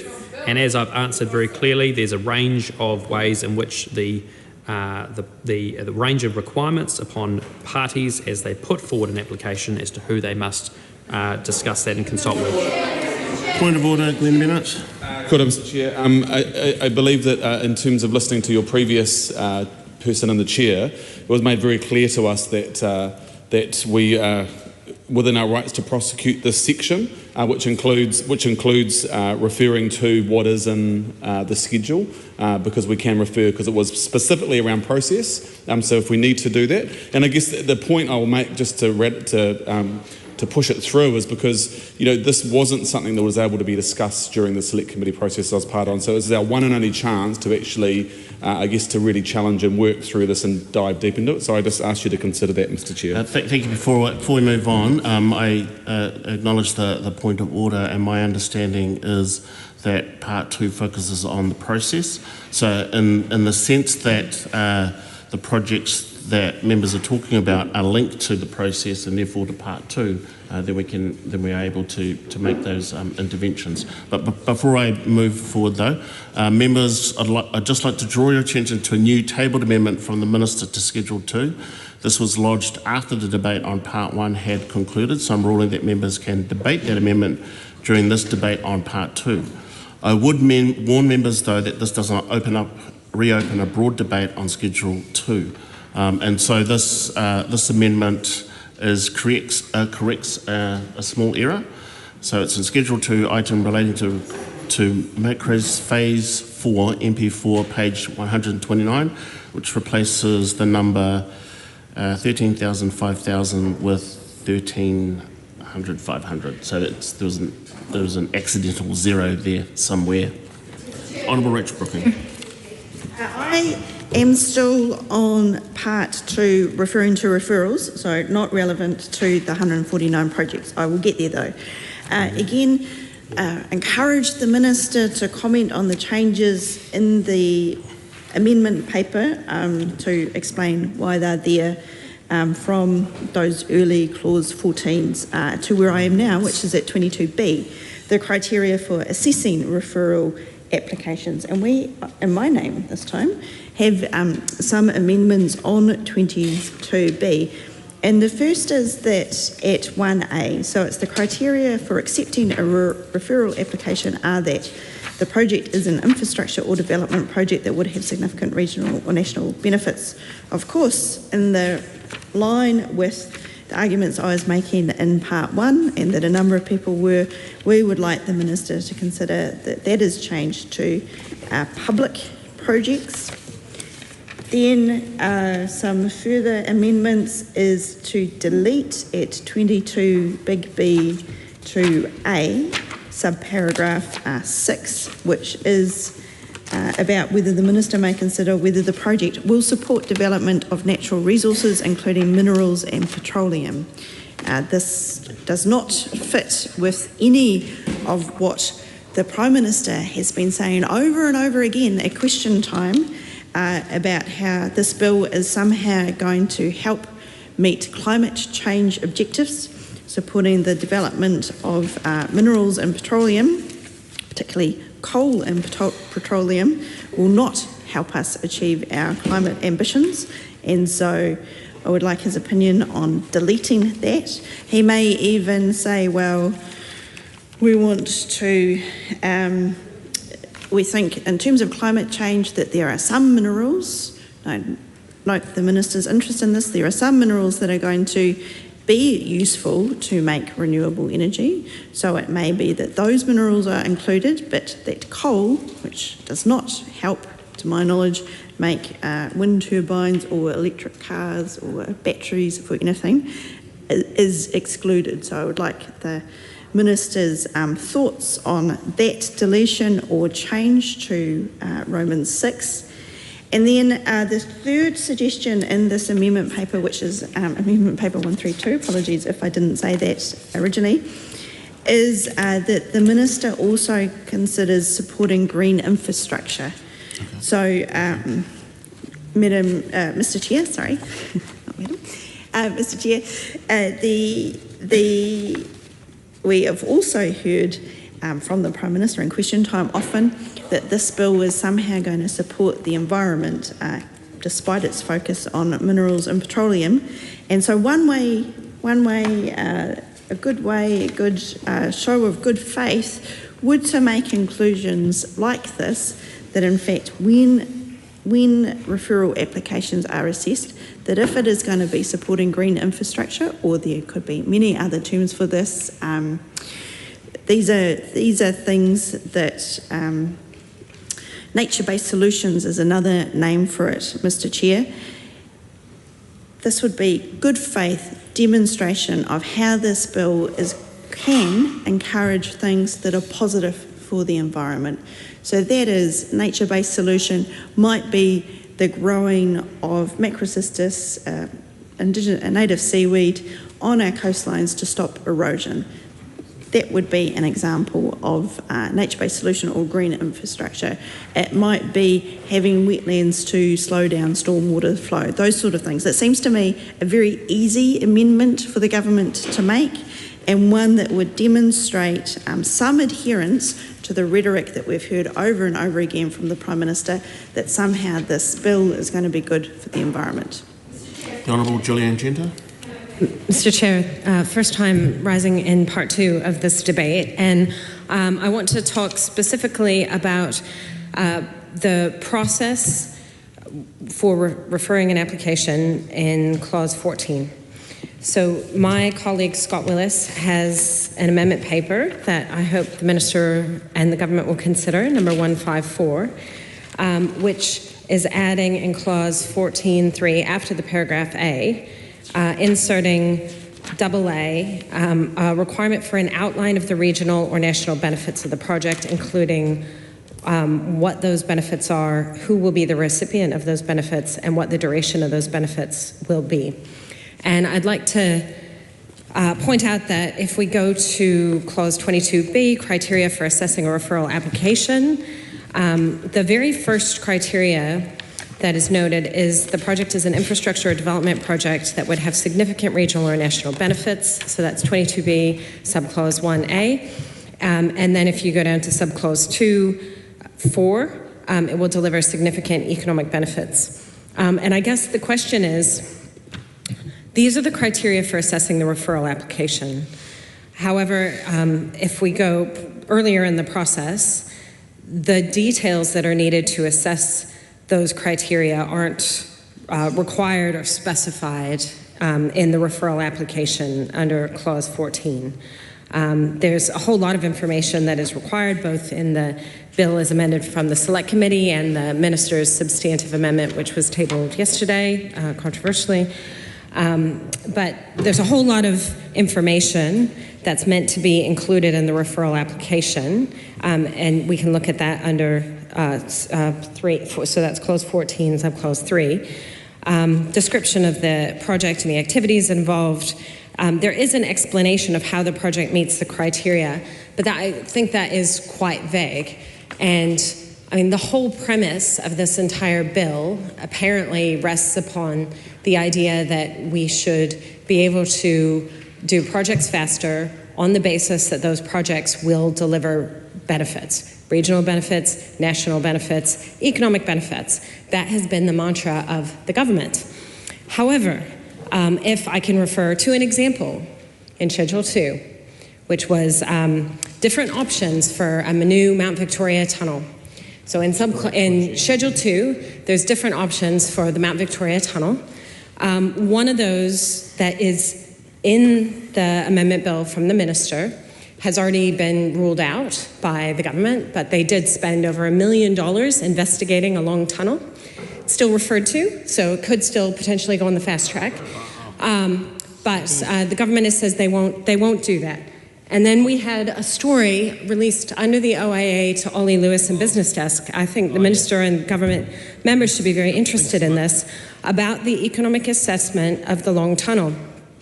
Because the long tunnel was assessed as having a benefit to cost ratio of around 0.2 to maybe 0.6 if you try to include wider economic benefits, which, to be honest, don't really exist when it comes to road projects in cities. There's no empirical evidence for those economic benefits.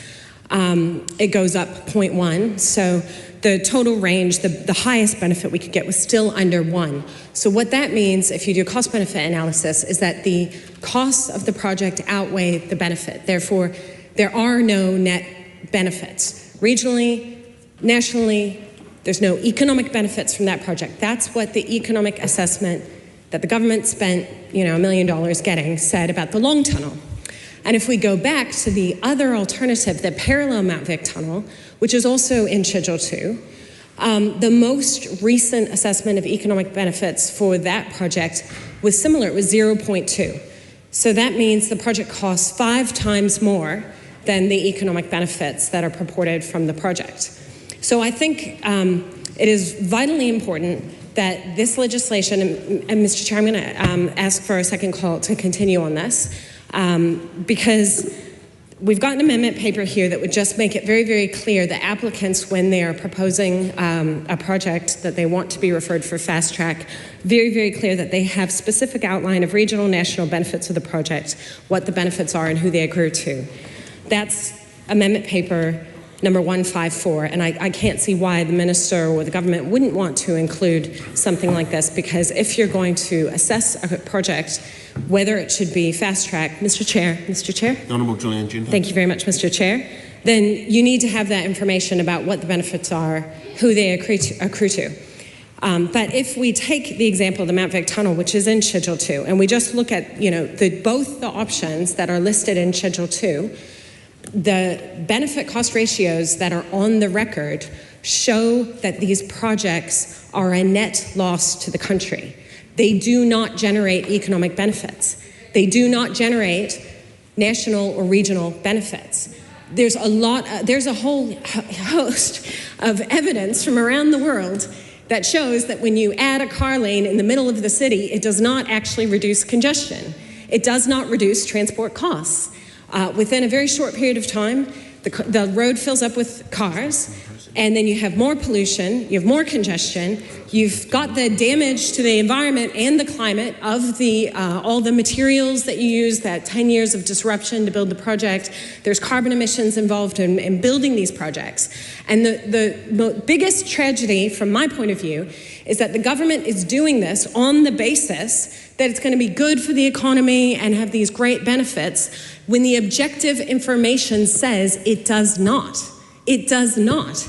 And it's just an article of absolute religious faith, which I know, the minister in the chair there obviously believes that God has told him that these roads are going to be good for the economy and are the right thing to do. But look at the evidence, look at the numbers. The government is talking about spending billions and billions of dollars on projects that are a net loss to the country for no good outcome.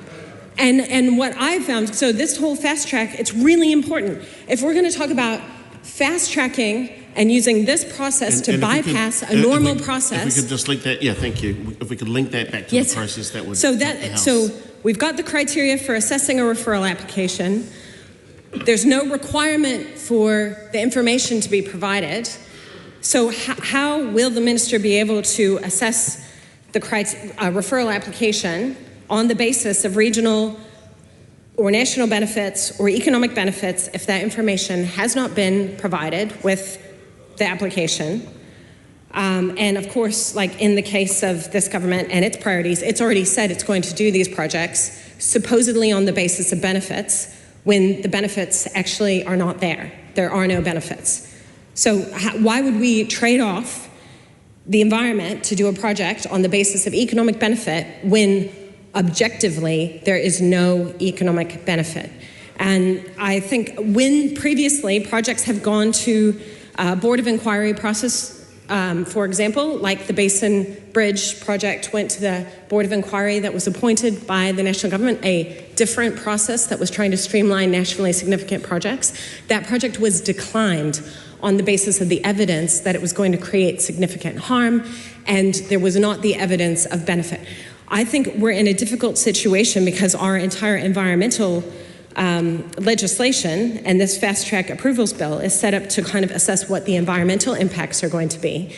And judges who are asked, who are making decisions on cases that may have gone to the Environment Court, been appealed, when the consent's been granted, and people are making the case that there's going to be all this environmental damage, but we're told, oh, well, but there'll be economic benefit, so it's justified.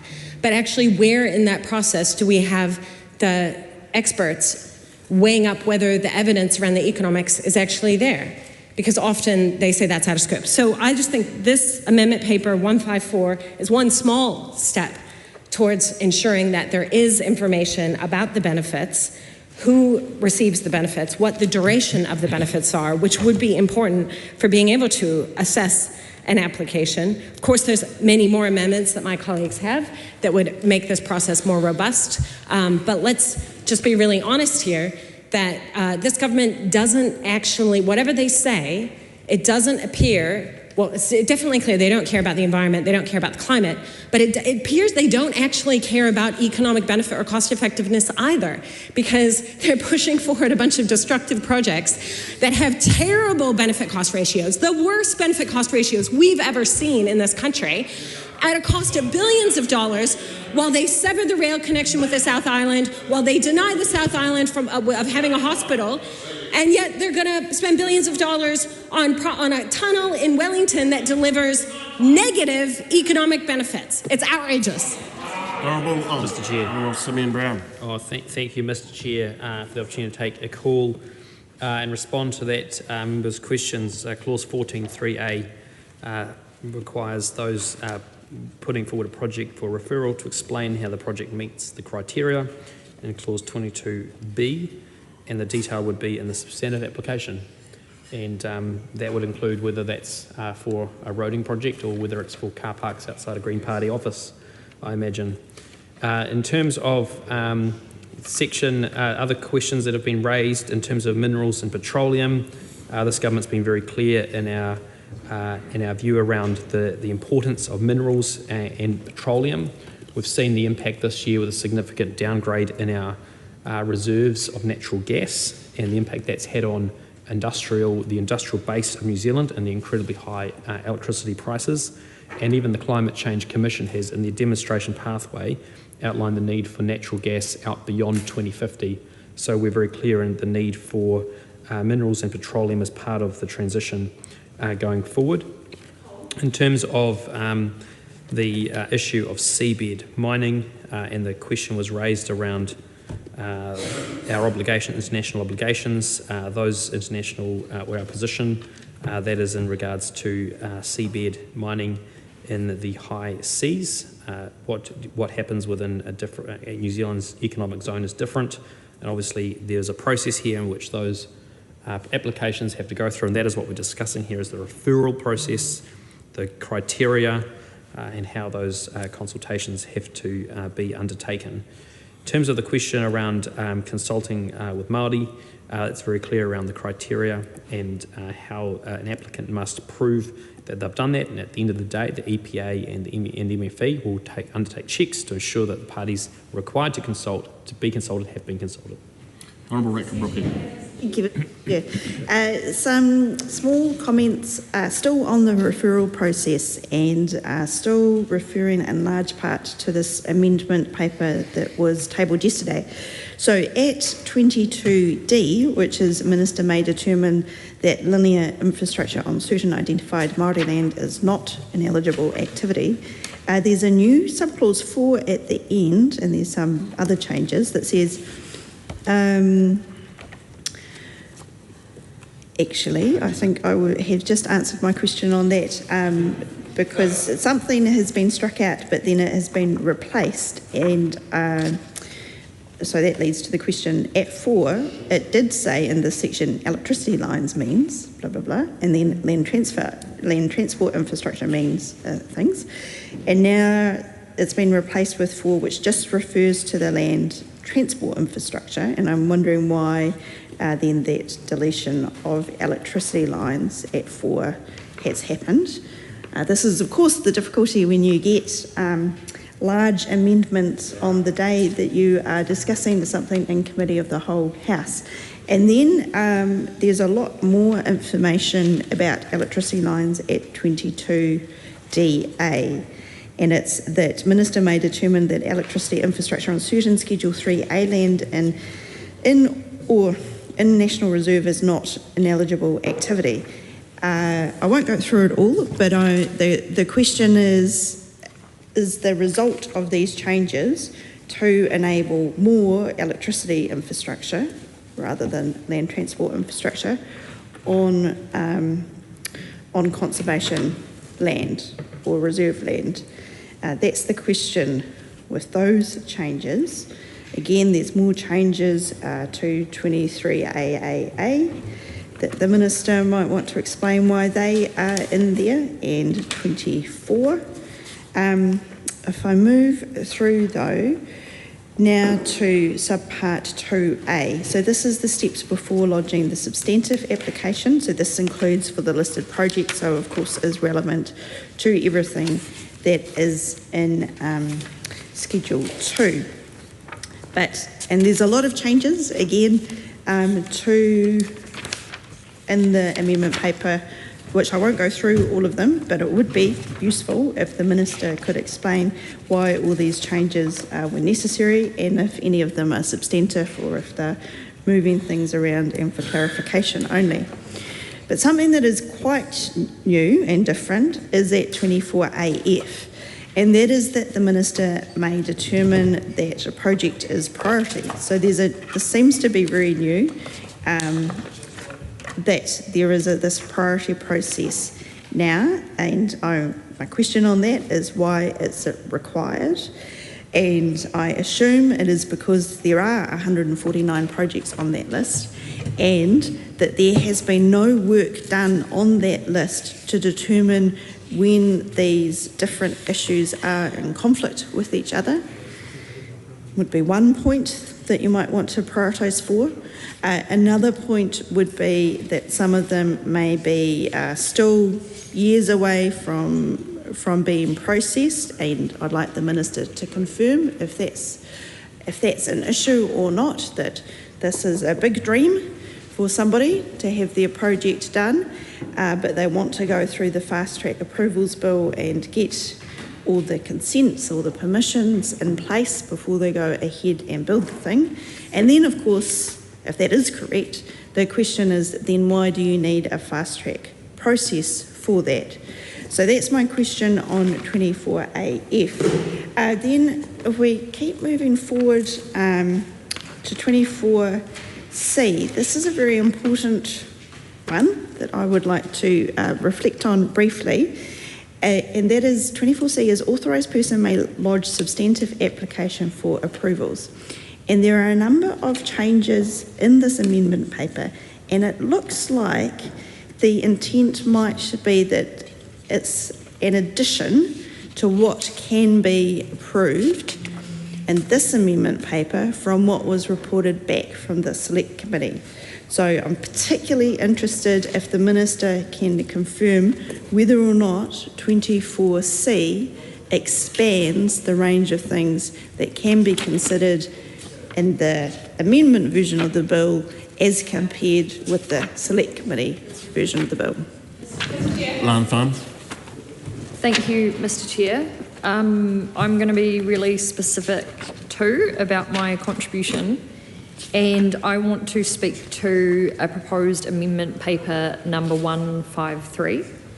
So this is about Part 2, Clause 14, and currently Part 2, Clause 14 on page 23, page 23 of the amendment paper, has that the referral application must specify all of the proposed approvals, but need only provide a general level of detail about each proposed approval sufficient to inform the Minister's decision on the referral application.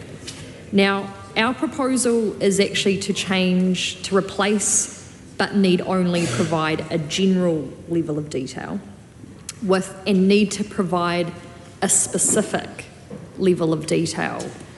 And that then goes on to refer to the level of detail that would inform the Minister's decision.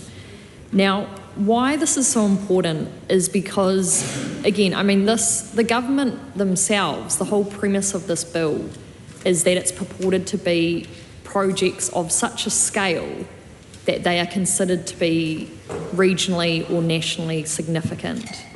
Now, what's really concerning about this is some of these projects, and I'll just mention one that I've personally visited the project proposed site of, and that's the Bendigo mine, or in the actual schedule it's referred to as Matakanui Gold Limited mine. But this mine is of an immense proportion. So if people are aware of Central Otago, it extends all the way from Bendigo and that Bendigo range to Ophir, and it's of a massive scale. And what I'm really concerned about, and what I'd like the Minister to comment on, about why be so high level about the level of detail required for these ministers to actually make informed decisions at this point, rather than having a more specific, comprehensive level of detail in terms of it being a far more robust decision-making process. It will mean fewer mistakes, and not only, things can be avoided, but it would actually mean that the minister themselves actually have all the information at hand. We just saw, for example, the government introduced this last-minute amendment that had a quite significant difference in one of the scale sizes of one of the mines. Now, this is exactly what we want to get rid of. We want these applicants, if they are applying, to be extremely specific and comprehensive in their applications so that we can actually understand, and the minister can understand, in their really important decision about whether to refer those projects on to the expert panel and through the fast-track process, that they actually have that information to hand. Now, presumably, but I'm not sure, and I'm interested in the minister informing me of this, presumably the minister can call on more information from the projects, but if they were just upfront about the level of detail necessary to allow the minister to actually make a very considered decision about the referral application, then there wouldn't need to be this sort of back and forth that occurs, and the minister would be able to have the information to hand to actually make that decision comprehensively. Kushla Tumaide Mike Manuel. Tēnā koe te maanga o te whare. Kāre roa taku tū, engari kei te tūau ki te waha I ngā whakaro ngā hapu o Tokomaru Bay. Tēnā koe, Mr. Chair. Thank you for the opportunity to speak. And I have a very specific process-oriented question on behalf of Te Whānau Arua Taupare and Te Ao Tawarirangi relating to the Gisborne District Council Tokomaru Bay Legacy Landfill Contaminated Land Remediation Project, not in Gisborne but up the coast, Tairāwhiti. Mr Chair, anyone who lives in Aotearoa will be aware of the existential threat recent weather events had in Tokomaru Bay, so therefore any remediation of land is obviously welcome in the rohe. The Hapu Collective of Te Whānau Arua Taupare and Te Ao Tawarirangi have established an excellent relationship, to use their words, with Council. So in terms of process moving forward, can the Minister provide reassurance or even better guarantees that any arrangements, pre-existing arrangements between Te Whānau Arua Taupare, Te Ao Tawarirangi and the Gisborne Tairāwhiti District Council will be respected? And in terms of process moving forward, will the Minister guarantee that Te Whānau Arua Taupare and Te Ao Tawarirangi will be involved in that project to completion? Also with regard to process, Mr Chair, just looking at the Hawke's Bay Expressway, I know that projects are already underway, but in considering that it has been proposed as toll... We don't muck around. We just get on with it. Well, sometimes that's a shame, because sometimes when you don't muck around and you just get on with it, sometimes people who are impacted don't get the full consultation they deserve. So speaking of impacts around that project, Mr Speaker, given that it's already gone, and considering people impacted, such as specifically Piringahapu, for example, in Omahu, moving forward, what processes will be put in place to address the concerns they have about the increased traffic flow that's going to go through there? Omahu also devastated by Cyclone Gabriel, but they have gone through a process of restoring their marae, restoring and repopulating their community, and so now they're concerned that they're going to see an increase of traffic flow through their back roads, and they are concerned about the safety of their tamariki and their community in general. They've recently opened their school, so Te Piringahapu, where they consulted in terms of process anyway, but moving forward, because it already is happening, what will the process be to address the concerns of hapu, such as Piringahapu, and any other communities in surrounding areas that might be impacted while that work is going on, and once the toll is put in place? And people, because we know people are struggling, people may opt to take back roads instead of paying a toll daily to get to where they need to get. Tēnā koe, Mr Chair. Honourable Simeon Brown. Oh, thank you, Mr Chair, and it's great to see the opposition recognising the progress of roading already underway under this government, and it's fantastic to see. I was down in the Hawke's Bay just recently, just seeing the progress on the Hawke's Bay Expressway, and the road is construction's already underway. We don't muck around, we get things done, and how much more we're going to be able to get done with fast track. That's what it's all about. And of course, the last government was very good at writing endless business cases, which they didn't even complete the business cases. I mean, that's how good they were. They didn't even complete the business cases. How appalling. So anyway, a number of very good questions here from members in terms of the issues that have been raised. In terms of the referral application and the level of detail, the referral application is not intended to require a level of detail of the level of detail required at the substantive application. It is meant to be sufficient to inform the Minister of the scope and eligibility, consultation and affected persons, to give the Minister the ability to then make a decision whether to refer. In terms of electricity lines, there is a prioritisation here due to the need to obviously deliver that infrastructure in New Zealand, which is critical to the electrification opportunities, and also the doubling of electricity generation that's required to meet our net zero 2050 targets, and so that's why the changes in the bill are being proposed. Celia Brown. My question to the Minister is firstly concerned with 14 AAA. Sounds like a battery, but it's not. It's a consultation requirement, what it says, what it doesn't. And, for example, will both Kahununu Iwi Inc. and Haukainga be included in consultation about the zombie project formerly known as the Ruatanewha Dam? Plans for that $1 billion dam were scrapped nearly 7 years ago when the Supreme Court said the land swap was unlawful.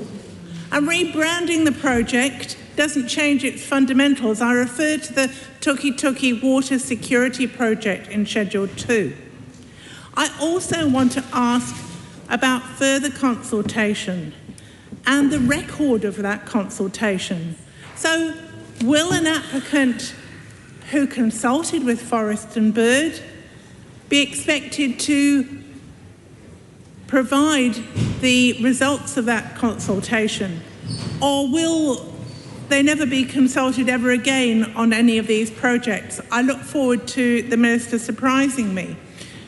And whether a project's owned by a council organisation or a community trust, the effects are the same.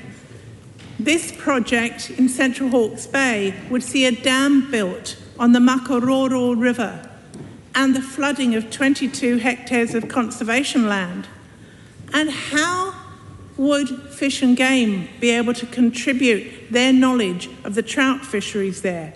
How would the local health professionals be able to note that with the current water quality in the Ruatanewha aquifer, amongst the worst in the countries, we've got Hawke's Bay cases of both bladder and colorectal cancer higher than the national average. So are premature births and infant mortality. There is no way, unless I'm convinced otherwise, that the fast track bill is capable of considering these wider issues that a project may invoke. And of course, it's not just human beings. Which iwi is going to be consulted about the effect on native species? And I'd like to quote that for this particular project, freshwater advocate Tom Kay notes that there will be fern birds, matata, long-tailed bats, peka peka, and the New Zealand falcon, karearea, with themselves or their habitats wiped out. So please address the consultation that could possibly shed light on these important issues. And finally, I'd like to also say, what about future farms Aotearoa? We're talking about dramatic climate change here, increased floods and droughts in the east of the country. I'm not suggesting we do nothing. Would future farms Aotearoa be able to contribute some alternative information talking about how we can improve the soil to improve its water retention rather than see the topsoil lost? I'd like to refer to that wonderful Green leader, Jeanette Fitzsimons, who talked about our greatest export being topsoil, whether it's taken off by floods or it's taken off by wind. Where is the intelligent input to these projects that says we can make them better or there are alternatives? I look forward to hearing your answers. The Honourable Simeon Brown. Mr Chair, in relation to some of the issues raised by the member, there's a range of conservation entities which will be asked to provide comment, and that is in Schedule 5, Clause 4 of the bill. Members, the time has come for me to leave the chair for the lunch break. The committee is suspended and will resume after oral questions.